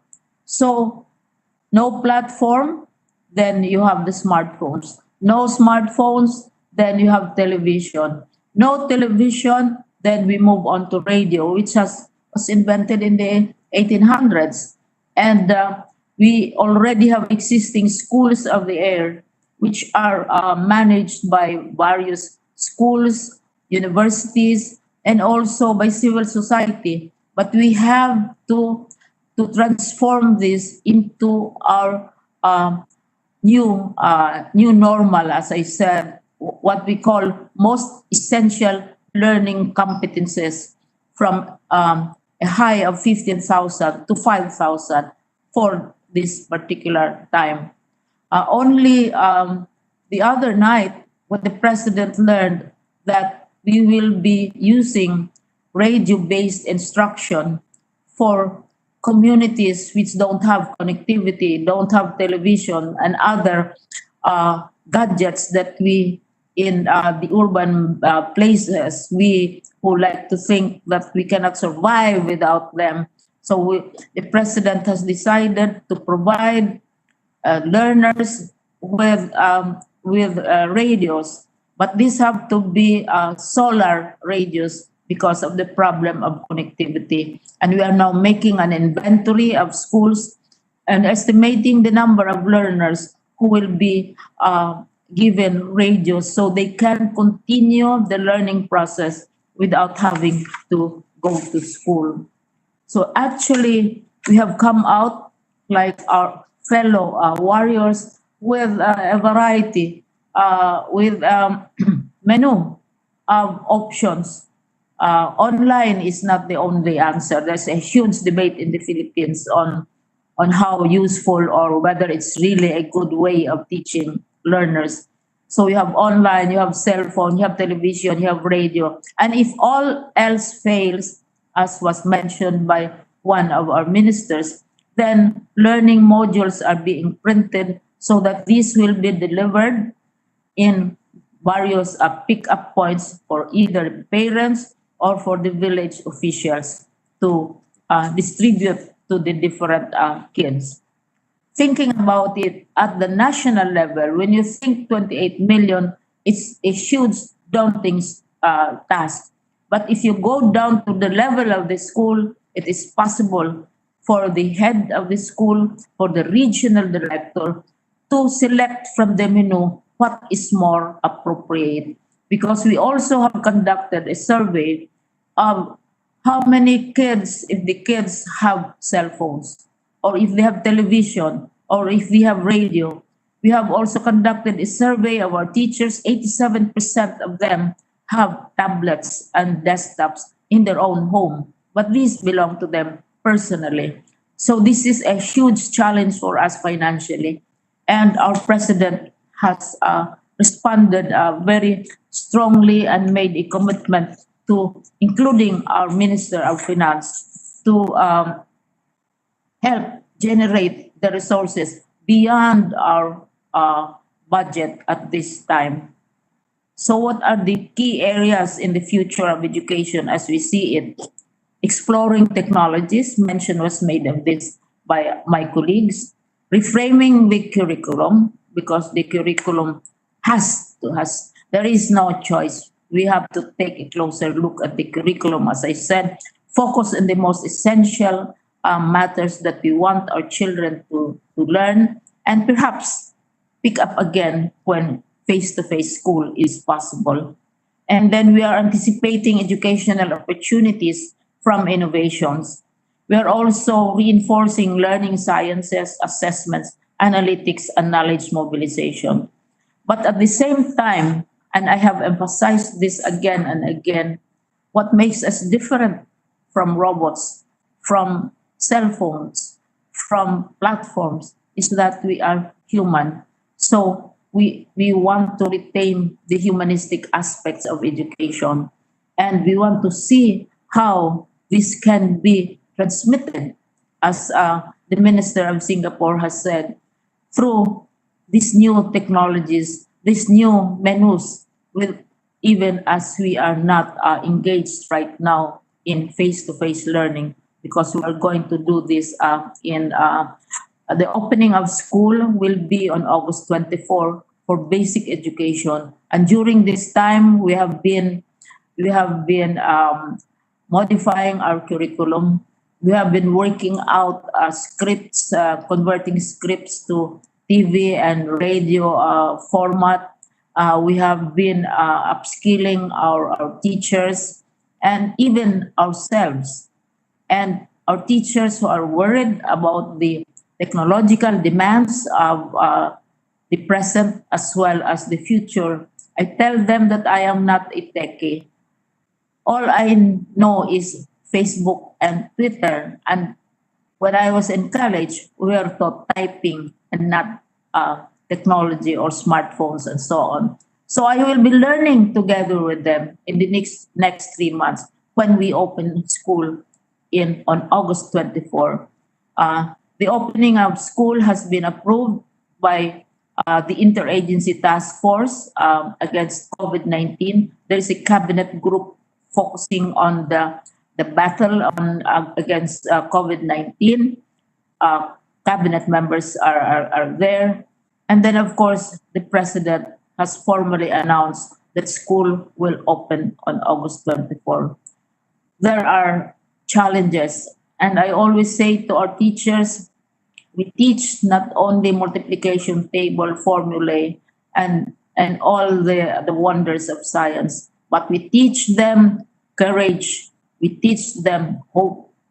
COVID is not a death sentence. I am here to prove it.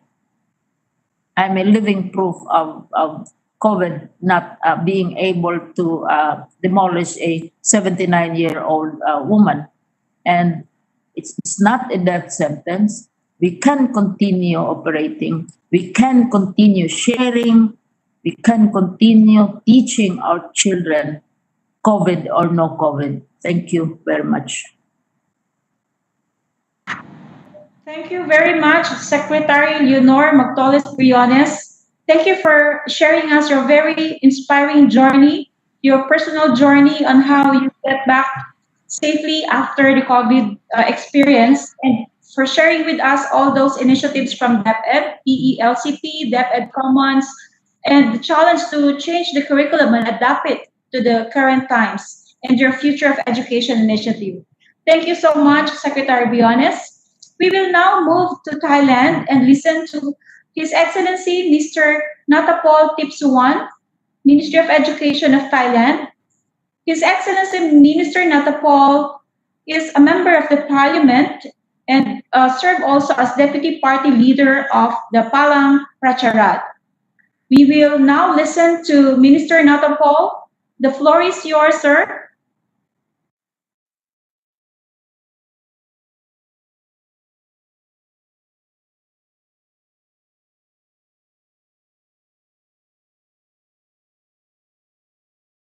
About school opening and education after the lockdown. We have been aware of the impact of the digital disruption in the education sector for many, many years. We've been trying to manage the consequences by developing and training our educational personnel. The COVID-19 pandemic has ignited the field in the educational development and reform. All the educators around the world are now facing the greatest challenge in terms of fighting the digital disruption and also post-COVID education. Thailand now also finds itself in a major turning point. I will continue with the initial plan of educational reform, but with budget allocation, and intensity to support the digital development requirement. In the short term, during the COVID-19, we have seen teachers help each other with the understanding of digital technology. This has laid down the foundation for what we have wanted to reform our educational system. We are taking the crisis of COVID-19 to create opportunity to unlock our educational system. As you can see from the slide, the basic education only cover approximately the first 20 years, but life learning journey cover much longer period. The supply of information and data nowadays forces the students to adapt their skills according to the world's demand. So we have to open up the boundaries. In the next slide, we have to bring in the digital skills of the teachers during COVID-19 to help with the transformation. As you can see, the information and data in today's world create a requirement for the skills needed in the next century. So instead of rigid form of education, the technology platform will allow us to understand the supply and demand and match each other. Therefore, we have to maximize human potential through proper development of our educational personnel, from the students to teachers to school principals.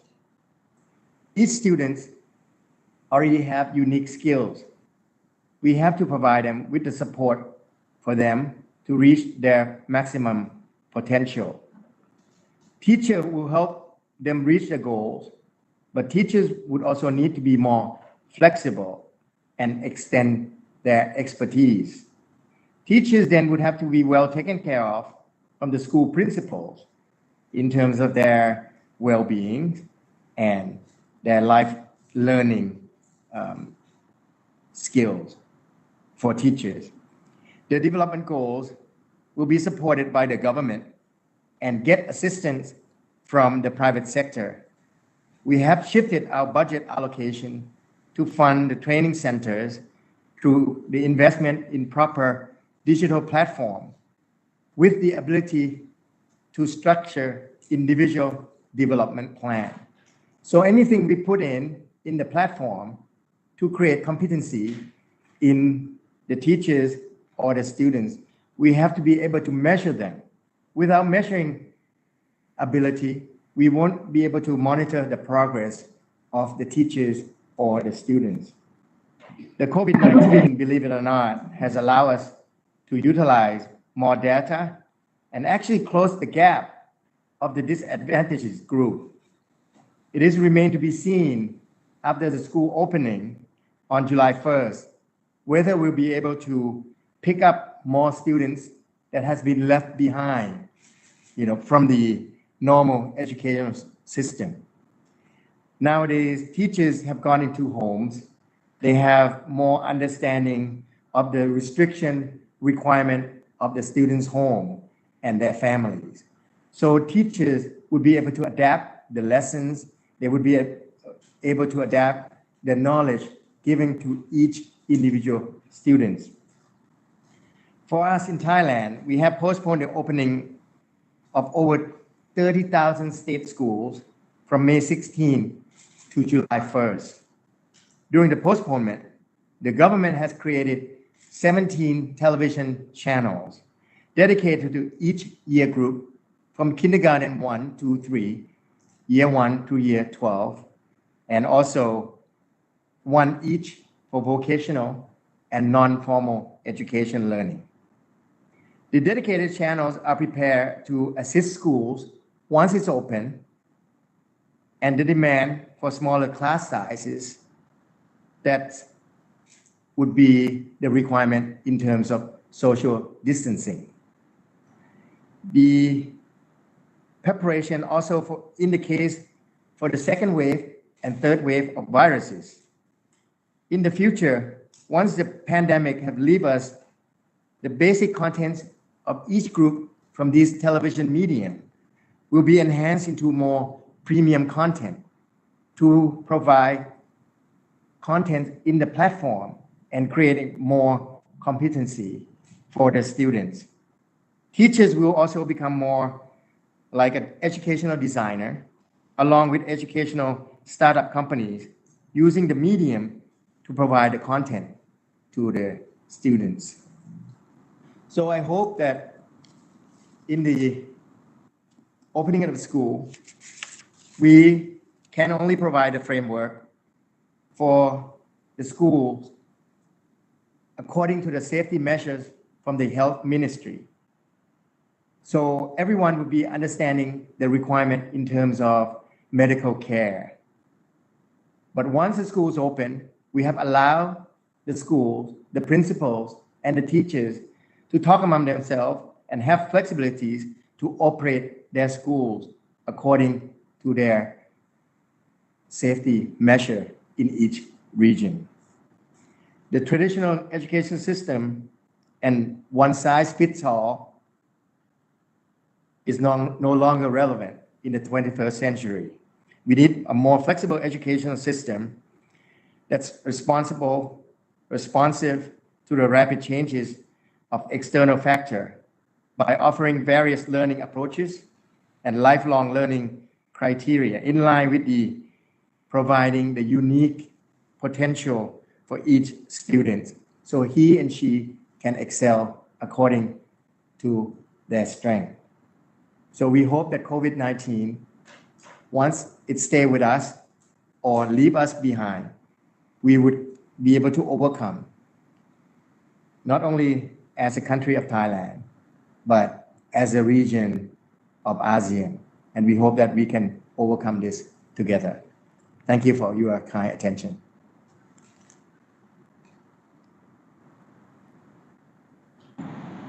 Thank you very much, Your Excellency, Minister Natapol. That's truly, informative and telling us that Thailand has managed well this COVID crisis, and you have studied very well the ecosystem model, TE2S model, and that we look forward to the journey and reopening of classes in Thailand. It's a very good model for Southeast Asia. And thank you so much for sharing that. We will now move to Her Excellency Madame Dolce de Jesus Suarez, the current Minister of Education, Youth and Sport of Timor-Leste. Her Excellency holds a postgraduate degree of International Community Development from Victoria University of Australia. Minister Dolce, please. The floor is yours. Thank you very much.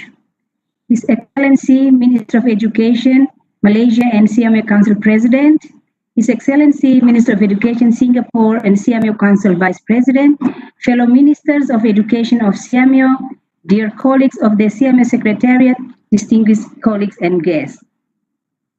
Good morning from Timor-Leste. First of all, I'd like to thank all of you for the very interesting presentation so far.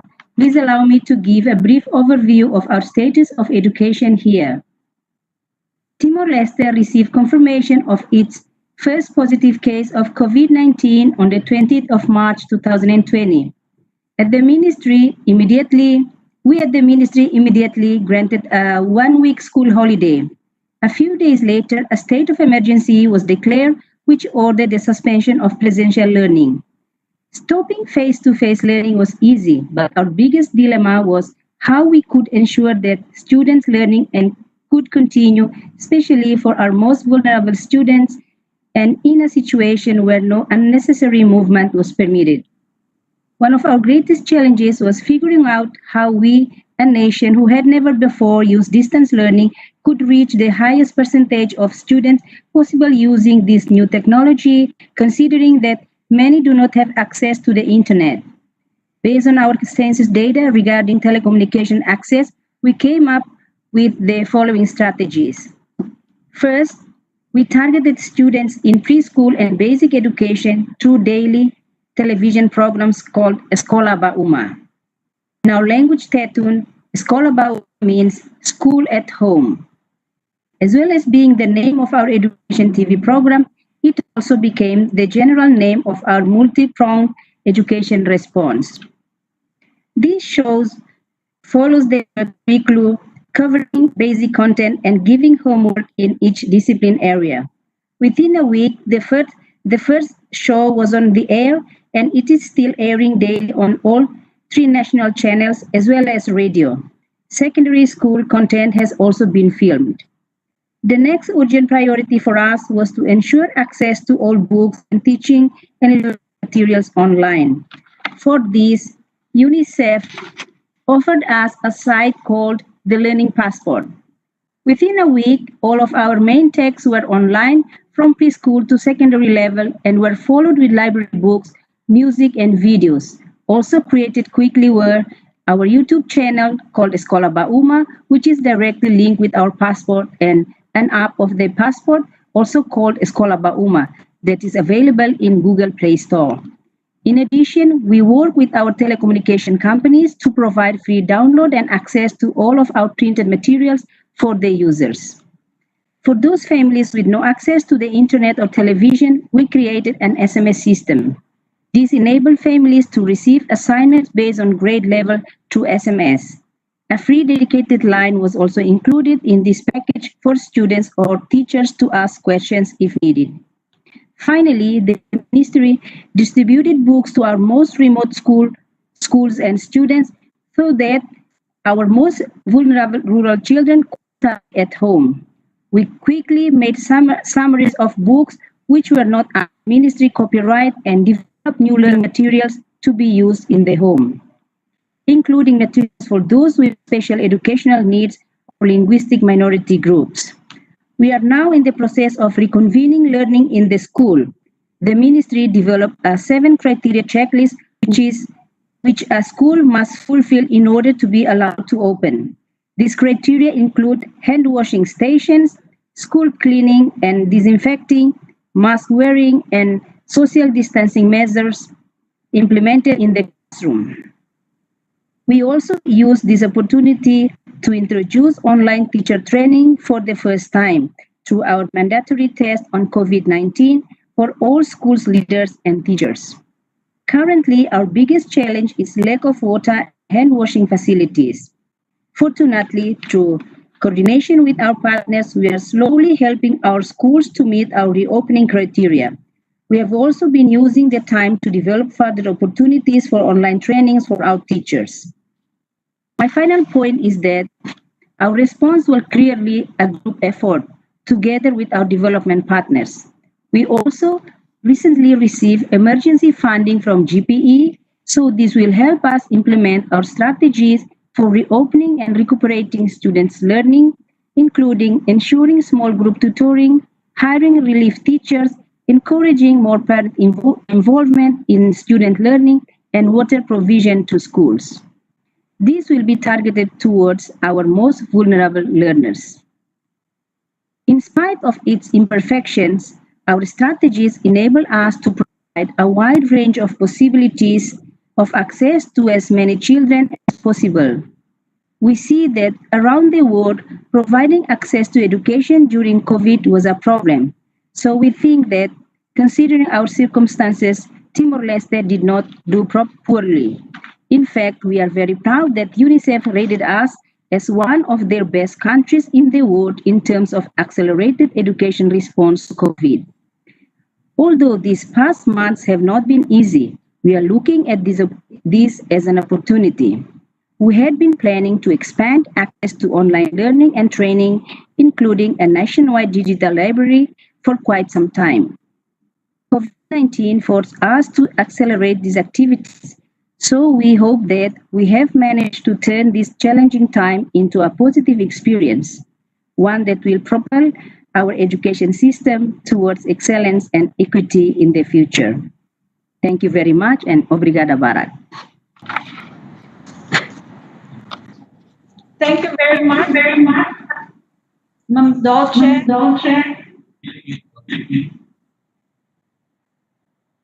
We learned a lot from Timor-Leste, and now we would like to proceed with the presentation of His Excellency Professor Hung Xuan Nga, is a current member of the Vietnamese Central Party Committee and the Minister of Education and Training of Vietnam. He is also concurrently the president of Vietnam National University in Hanoi. Your Excellency, the floor is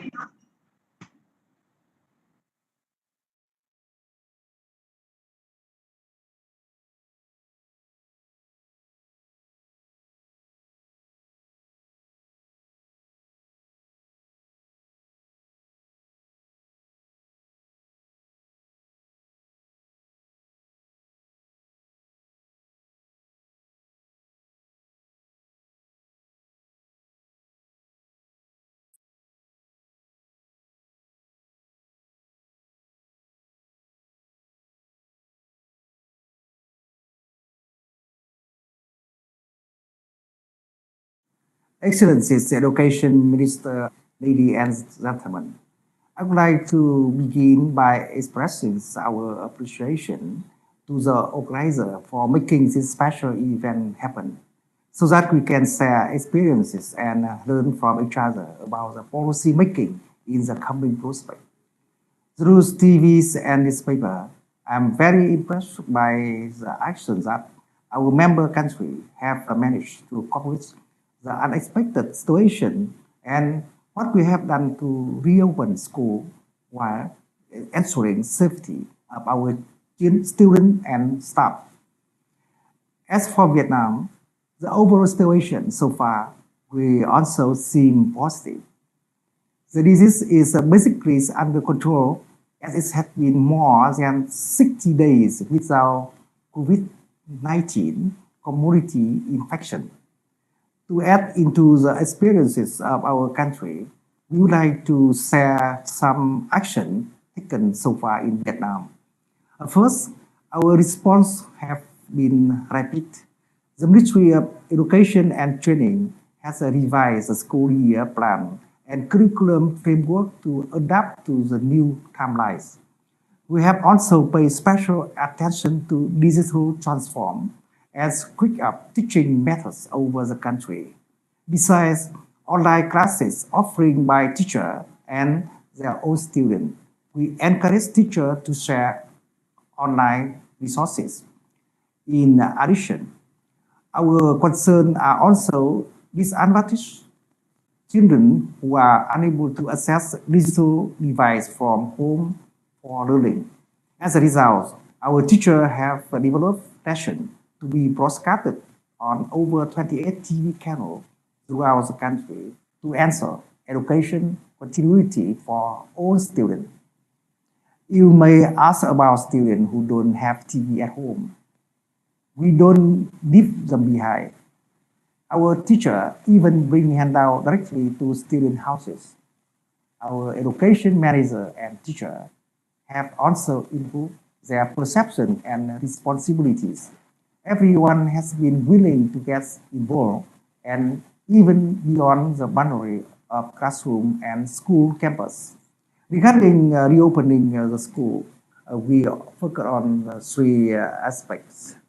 Firstly, ensuring quality learning for all students to make up for the social distancing, with special consideration of disadvantaged students affected by pandemic.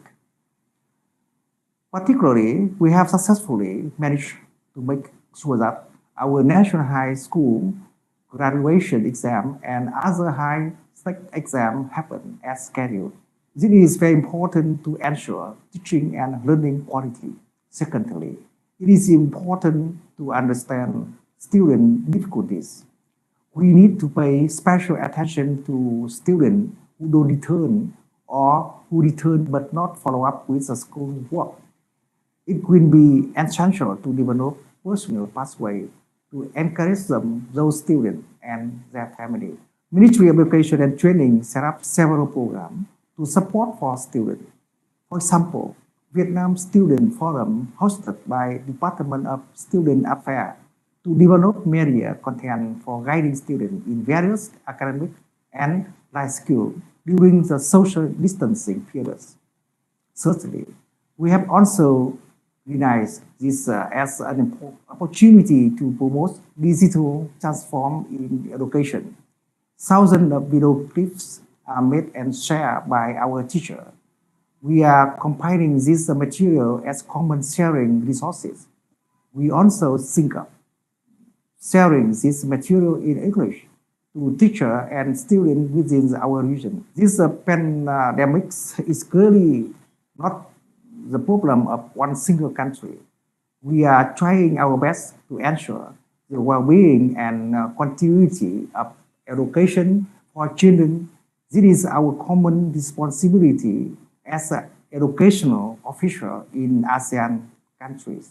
Thank you.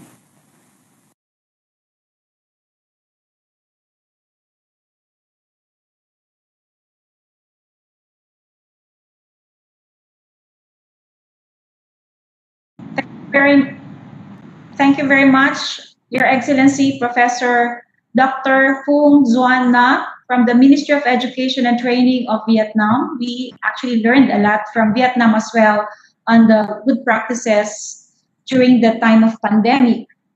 We would now move to the presentation of the Republic of Indonesia to represent His Excellency Nadiem Anwar Makarim, who could not join us today, but we're very happy to welcome to represent the Republic of Indonesia, the Ministry of Education and Culture, the Republic of Indonesia, Honorable Dr. Ainun Naim. He completed his PhD in the US and also served as Director of Finance of PT Pertamina. He used to serve also as the Dean of the Faculty of Economics and Business of UGM. Let us learn from the Republic of Indonesia, sir. Thank you so much for joining Minister Nadiem.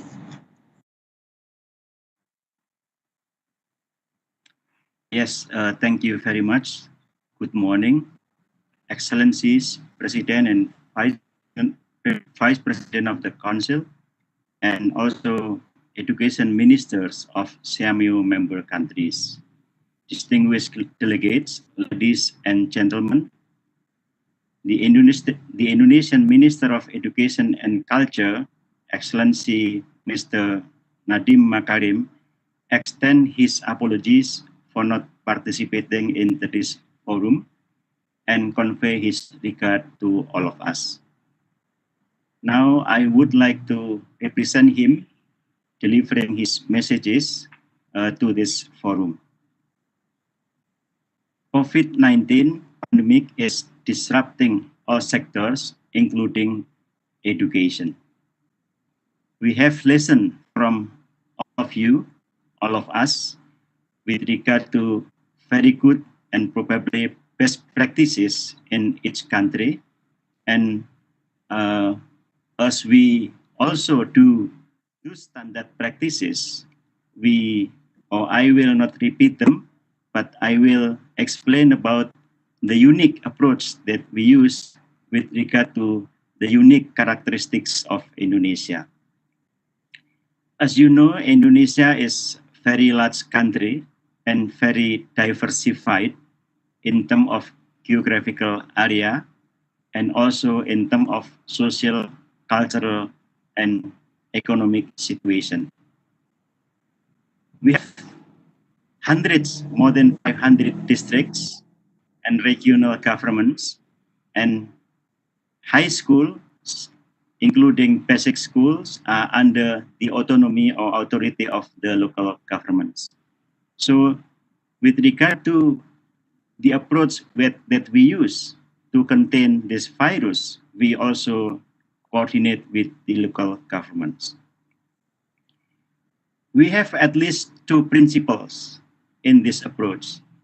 First is that health and safety of our students, teachers, and communities are the most important. That's the first principle that we use. Second, we should maintain the sustainability of educational services for all of our students. So that's why we keep the school periods, we do not change. but we do educational services, learning and teaching using the distant learning approach, including using online, offline, and the combination of both. We encourage our teachers and lecturers to use video conference, digital documents, and other online technologies in performing their duties. To support them, we initiated massive collaboration with relevant stakeholders to provide subsidized internet quota, free online educational platform, and free educational contents. Every day, we also add educational and cultural programs on the national television. The television-based learning program is intended to close the gap of connectivity, especially in our rural areas. With regard to Indonesia's approach to school opening, we just recently announced our policies that we will start the new academic year in late next month. These policies are set up by 4 ministers: Minister of Education and Culture, Minister of Health, Minister of Religious Affairs, and also Minister of Domestic Affairs. We do this to implement a more comprehensive approach in opening the schools, and we do this very carefully. As we are very diversified regions, I mean, we consist of very diversified regions, and many of them separated by straits, bays, and even sea. So we classify the regions from the very low risk into the very high risk. And we open the school starting from the very low risk regions. And this is very small portion of the schools. We classify this as the green zone area. And again, we implemented very carefully. So we start from the primary and secondary schools, and we also restrict the number of students, and we do shift the class and the schedule so that each room should consist maximum of 15 students. And also we do this in stages, and we try within 2 months, and after the 2 months, we shift to another groups or another level of the schools.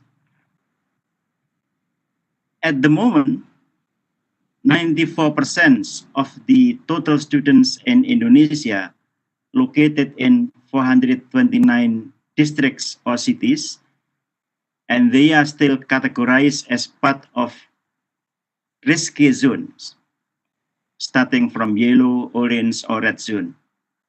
These zones are not allowed to start face-to-face learning methods. So the schools in these regions are not open yet. And for those schools still applying online learning. So if we look at this, only 6% or about 85 districts or cities categorized as part of the low-risk zone or green zone, and they can start face-to-face education late next month. We also decided to implement a very stringent requirements for schools in the green zone if they wanted to conduct face-to-face learning. For instance, parents, as the final decision maker, the implementation of strict health protocol, 2 months of the transition period, and gradual eligibility mechanism based on school levels depending on the student's capability to implement health protocol. So if the parent consider that it is relatively risky for his kid or her kids to go to school, then the kids are allowed to study from home. They don't have to go to school. Similar approach is also being implemented for university because the university system is more complicated. Students are coming from around the regions. So we keep using online approach for university or high education level process. Now, in closing, we can say that COVID-19 pandemic initiates the so-called new normal. One new normality in education is the ability to study and work from anywhere. We could also think the same for SEAMEO. We could collaborate from anywhere. Actually, with this pandemic speed up the process we transform the education system in Indonesia. So here that we can share. Thank you very much. Thank you very much, Secretary General. We are very happy of your sharing and learning from you all the approaches that you are taking now. And so Indonesia can reopen schools gradually and with the right, approach, like making all those with safety nets to go first, and then later on the rest will follow. It also taking note of the transitioning and transforming the educational system to digital technology and mobile learning. And so we have completed all the presentations from your excellencies. Thank you very much for sharing your wisdom with us. And we received some suggestions from other ministers if they can ask questions to one another. We would like to open the floor, or if not, we could ask the ministers to give their key takeaways from this morning's presentation. Who would like to start? Can you see the hands? Maybe hear some key takeaways from this morning's presentation.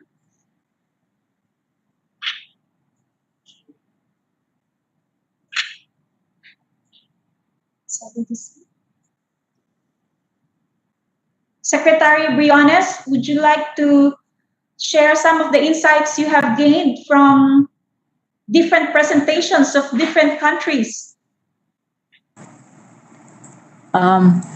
The presentations of the different countries gave us great comfort and confidence because we recognized many of the strategies that we have worked out also being applied in the other countries. And we also noted the very specific and unique characteristics of our fellow SEAMEO member countries as well. So this is a major takeaway what my fellow, as I said, my fellow warriors have shared with us on what they are doing in their respective countries. We'll make full use of this sharing, not only with my ministry, which is the largest ministry, like all countries, always education is the largest and with the biggest budget, but also with our different publics.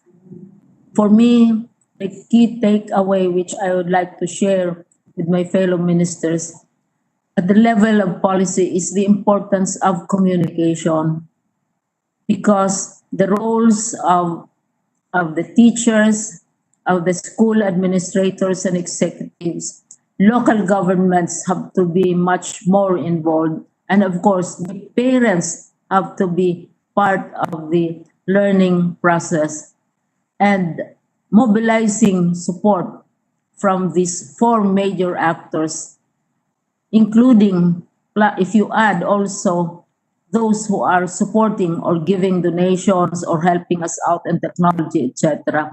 It's a great deal of communications work because it's a major pivot which all of us are doing. We are used to the tradition of face-to-face or physical appearances in schools. This is the lesson that we have learned in the Philippines, that it's not only working out our curriculum or working out our scripts for TV or for radio and training, upskilling our teachers, but it's also convincing the other actors. We have to share the task and the accountability with the other actors. We are not alone in delivering education. The entire country, our countries are going to deliver education. Local governments, national governments. This is a very important aspect. Thank you. Thank you so much, Secretary Briones. May we call on His Excellency Dr. Naron for the key takeaways? Your Excellency, please. Thank you, Dr. Ethel. I just would like to thank my fellow ministers for their presentation. Safe school reopening would be challenging for all of us, especially for those countries with limited health facilities. Therefore, I would be grateful if SEAMEO can provide a platform for sharing best practices among all of our countries, so that we can learn from each other without having to visit each other country. I think we can have some forum to evaluate how to provide safe school operation next year, because I think that COVID will be around even after 2020. I think therefore sharing best practices, more detailed practices with all the teachers from school, so that we can learn from each other to provide safe education for our children. Thank you. Thank you very much, Minister Naron. That's surely a very good proposal. After this, we'll be coming up with the report on the country's good practices. All that the ministers have shared this morning, we will give you a copy of these reports. And yes, safe schools operation in Southeast Asia, we pray that it will really happen, and that we will learn from this experience as a community. Now, may we ask other ministers to give the key takeaways? Minister Natapol of Thailand. Yes, sir, please. The time is yours. Yes. Yes, as we can see from the meeting today, digital technology and digital equipment are vital in the transformation of education in Asia, ASEAN, and the world, during COVID and post-COVID. So if our countries get together and get the commitment from the government and going forward, providing digital equipment, for students, and I think if we put ourselves together, we can actually get economy of scales in terms of getting the high number of equipment at the reasonable price.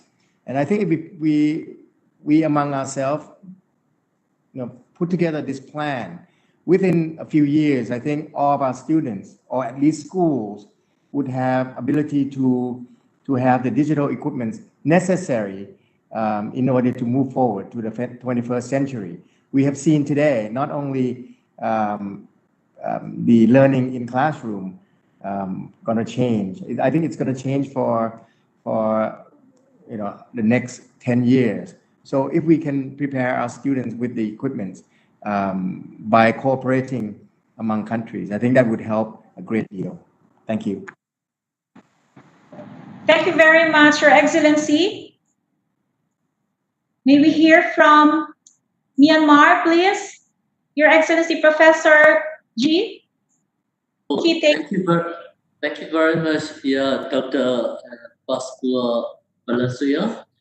we appreciate also for the sharing the experience and best practices of the our region education ministers, and we agree also keep to reopen the schools, and we need to provide the school facilities and health and well-being and emotional is also we need to be carefully considered. And now today we learn a lot from for the digital e-learning opportunities, and then we need to carefully consider also we heard from the Singaporean education minister also that we need to be carefully face-to-face learning is also very important due to the COVID-19 pandemic, and then we need to introduce and we need to encourage for the e-learning is also very important. But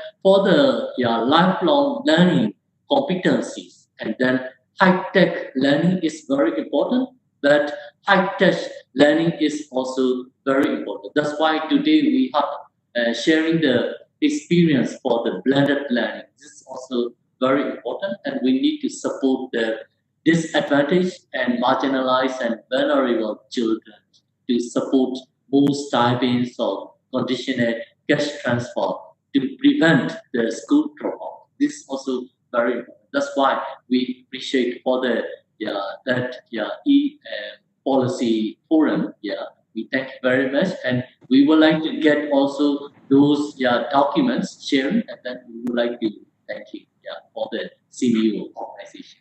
Thank you very much. Thank you very much, Your Excellency Minister G. Thank you so much for that. And now we listen to Her Excellency Minister Sengduan of Lao PDR, please. Thank you very much, Madam, for giving me time. I think it's very good meeting, and we can learn a lot from different ministers or senior ministers. I think this is the starting point that we have to cooperate to transform our education to digital, smart digital. And because we have concern about the financing and equipment, maybe we can learn how to do in the modest way. I think we can digest about best practices of different country, and we can share and make the plan together in 5 years' time. Thank you. Thank you very much, Your Excellency. We will now listen to Her Excellency Minister Suarez of Timor-Leste. Some key takeaways from the presentations today.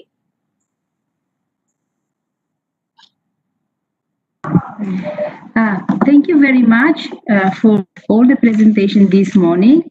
I think from our side we have a lot also. We see that there is a lot of similarities with all the countries in the region. However, the good thing I noticed from this effort that all of us have been made is we try to reach all the vulnerable children, which is very important, I think, in this situation compared to the situation of normal children.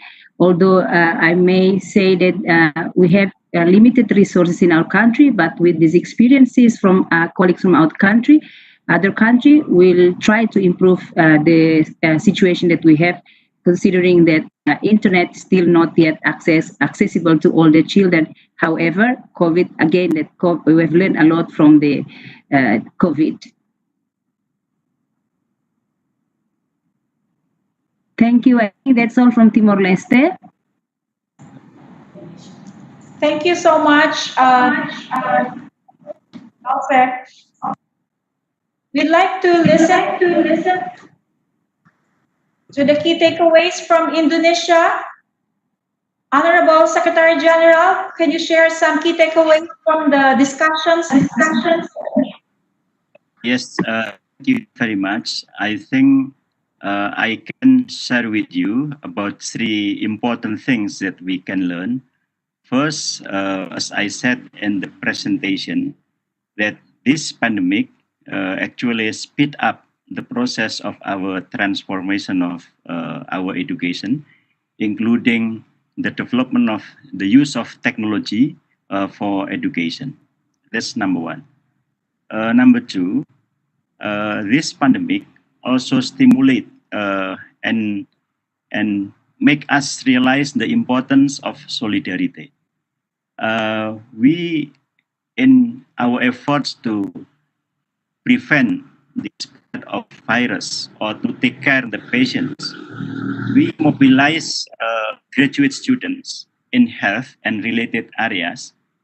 And we can mobilize about 15,000 students and lecturers who help the community in preventing the spread of the virus, or even taking care of the people who has the symptoms with regard to the virus. That's number two.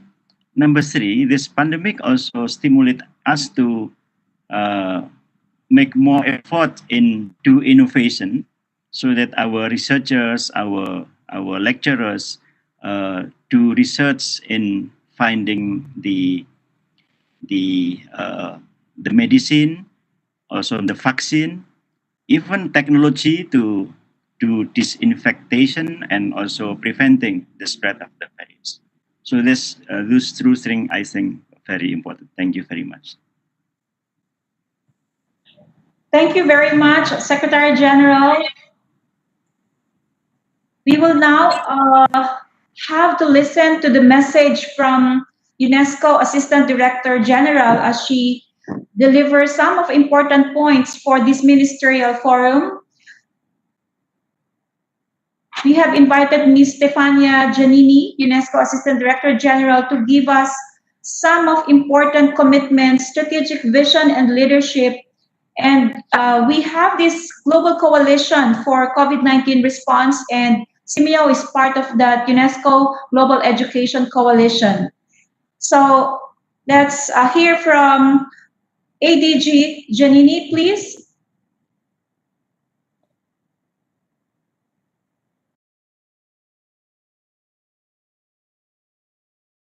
Your Excellency, Minister of Education of Malaysia and the CEMEO Council President, honorable ministers, it's a great honor for me to address this Ministerial Policy e-Forum today. It somehow embodies a spirit of partnership, e-learning, and solidarity that is the only way to navigate this unprecedented crisis and to come out of it on the right side. We are at a turning point within this pandemic of COVID-19. In over 180 countries, schools have been closed for around 3 months. 3 months that represent the largest disruption in education since the founding of the UN. 3 months that also paved the way for speeding up, accelerated the transformation of education around more inclusion, equity, and relevance to leave no one behind. We cannot forget that before the pandemic, the world was not on track to achieve SDG 4. In the majority of countries, schools still remain closed. The longer they do, the higher the risk of exclusion for vulnerable and disadvantaged children and youth, especially girls. Our first concern, one that UNESCO, to launch the Global Coalition, is that inequalities have magnified during this period, be they gender, social, digital, or geographical. As ministers, you have been on the front lines of developing alternatives to ensure that learning never stops. This is, is the UNESCO hashtag that has been used over 50 million times. I wish to commend you for your bold responses. They don't only encompass learning platforms and educational television, but online courses to support teachers, video contents in multiple languages, attention on children's health and well-being, and most importantly, measures to tackle disparities. Together we have collaborated on joint webinars with SEAMEO to facilitate peer learning as well as repository of open educational resources with a focus on literacy. It's now time to start learning the lessons from this experience, and there are already some interesting lessons being learned so far. To strengthen distance learning, to ensure that all teachers and students acquire digital skills. I'm very pleased that as part of building back better, a new kind of normal, CEMEO will join the forthcoming UNESCO UNICEF Rapid Situation Analysis on the effects of and response to COVID-19 on education. To avoid learning losses and exclusion from education, we need this kind of evidence. We need this kind of data, and we have to move very fast, quickly. And economies are gradually reopening, but the future remains absolutely uncertain, especially for education. I would highlight three basic priorities I see in the new horizon of the future as the main blocks of our common action. First, tackle connectivity divides and continue to strengthen national distance learning modalities. This is the key to building more hybrid, flexible, open education systems. And this is what really we can do together, providing education ministers and governments solutions and technical and political support. Second, reopen schools within inclusive, caring mindset to ensure the well-being and safety of all students. Increase support to teachers and assess and address the learning losses. This is about the need we have now to measure the learning loss and the gaps that eventually we will find in the post-crisis time in many countries and in different contexts of the world. Finally, protect education budgets against the winds of recession. Education, we know, we say many times, we do believe is a driver of recovery and sustainable development and should be included in stimulus packages which will be discussed in the coming weeks. It needs more funds, not less. It needs health, safety, inclusion, teachers, and technology to be leveraged in the near future. This unprecedented disruption of the past months marks clearly the moment to reimagine, rethink, reform education around greater resilience and transmitting a sense of equity and values of empathy and collective responsibility. I thank you very much.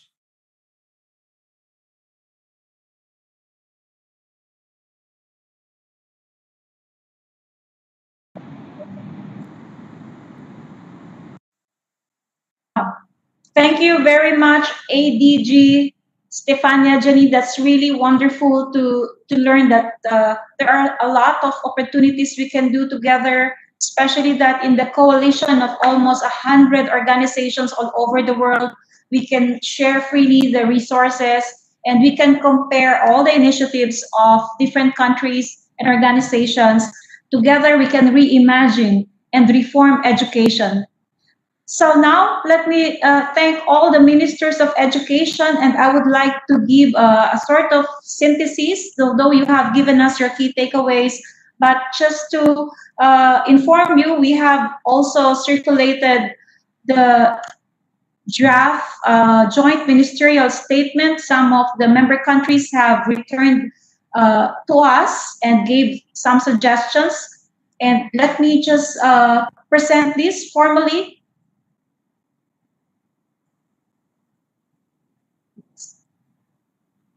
So thank you to all our ministers and Secretary General of Indonesia for joining us this morning.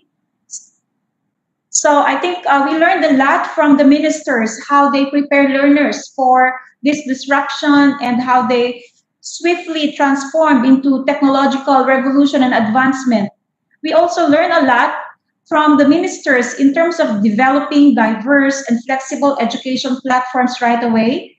And that they also made use of some technologies that were there before, like use of radio and television, and also educational packs that are useful for all the learners, even the marginalized and the unreached. We also listened to them, how they uplifted the conditions of teachers and the workforce of early childhood, for example, expanding training, professional development for all. There are recommendations mostly from the ministers to reach out, how they reach out to the most disadvantaged learners and schools in the community. There are so many good practices we have learned from them. And from all the ministers, we also learned about the importance of 21st century, the skills, the knowledge, the values, and the attitudes of learners, that despite this pandemic, we will be able to be social, but at the same time, we take note of not only our own personal safety, but personal safety of others. We also learned that there is a big challenge for us to improve on the education infrastructure. It's not yet calamity proof or disaster proof. We need to invest more on infrastructure as well as strengthening collaboration with our partners, bilateral, multilateral partners, and international organizations, so that we can truly achieve the desired educational outcomes.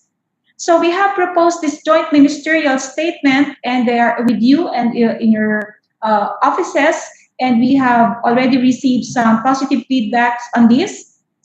So let me just look at few takeaways from the joint ministerial statement, that we have to enhance capacities of teachers as the key enablers of learning, and to be able to facilitate learning that can take place anytime, anywhere, using flexible delivery mode or home-based instruction. And the second part of that joint statement is on the future of schools. How do we foster a desired learning environment that is free from disruption to ensure that learning will continue from early childhood onwards, and that we should also explore appropriate education solutions and technology that will be best responding to the needs and the context of your own country and your infrastructure readiness. The third is on learning resources. While here at SEAMEO during the COVID pandemic, we have tried to gather all learning resources from all over SEAMEO centers. We have 26 of them, and as well as our partners from all over the world. They are made available, but we should continue to sustain this gain and continue to develop and advance sharing of knowledge and using open educational resources so that we can help the learners in Southeast Asia, wherever they may be in or what condition they are in. And fourth is that we should ensure continuing commitment on investment on education for the strong support for personal well-being, safety, and of course, achieving the Sustainable Development Goals through and after this crisis. We need to work together, as emphasized by almost all the ministers, to work together to use this regional platform to strengthen our bilateral and multilateral ties and deepen partnership, strategic partnership, so that we can help learners from the low-income, middle-income countries and the learners from the most unreached parts. So these are some salient provisions of the joint ministerial statement, and we would like to receive all your concurrence. We will again circulate this. This is a non-CEMEC year, but thank you so much for helping us, and thank you so much for taking care of our learners and our teachers in this time of crisis, in this time of pandemic. So, Your Excellencies, thank you so much for joining us in the first virtual meeting on COVID-19 response, and we wish you well, stay well, be safe, and have a good day.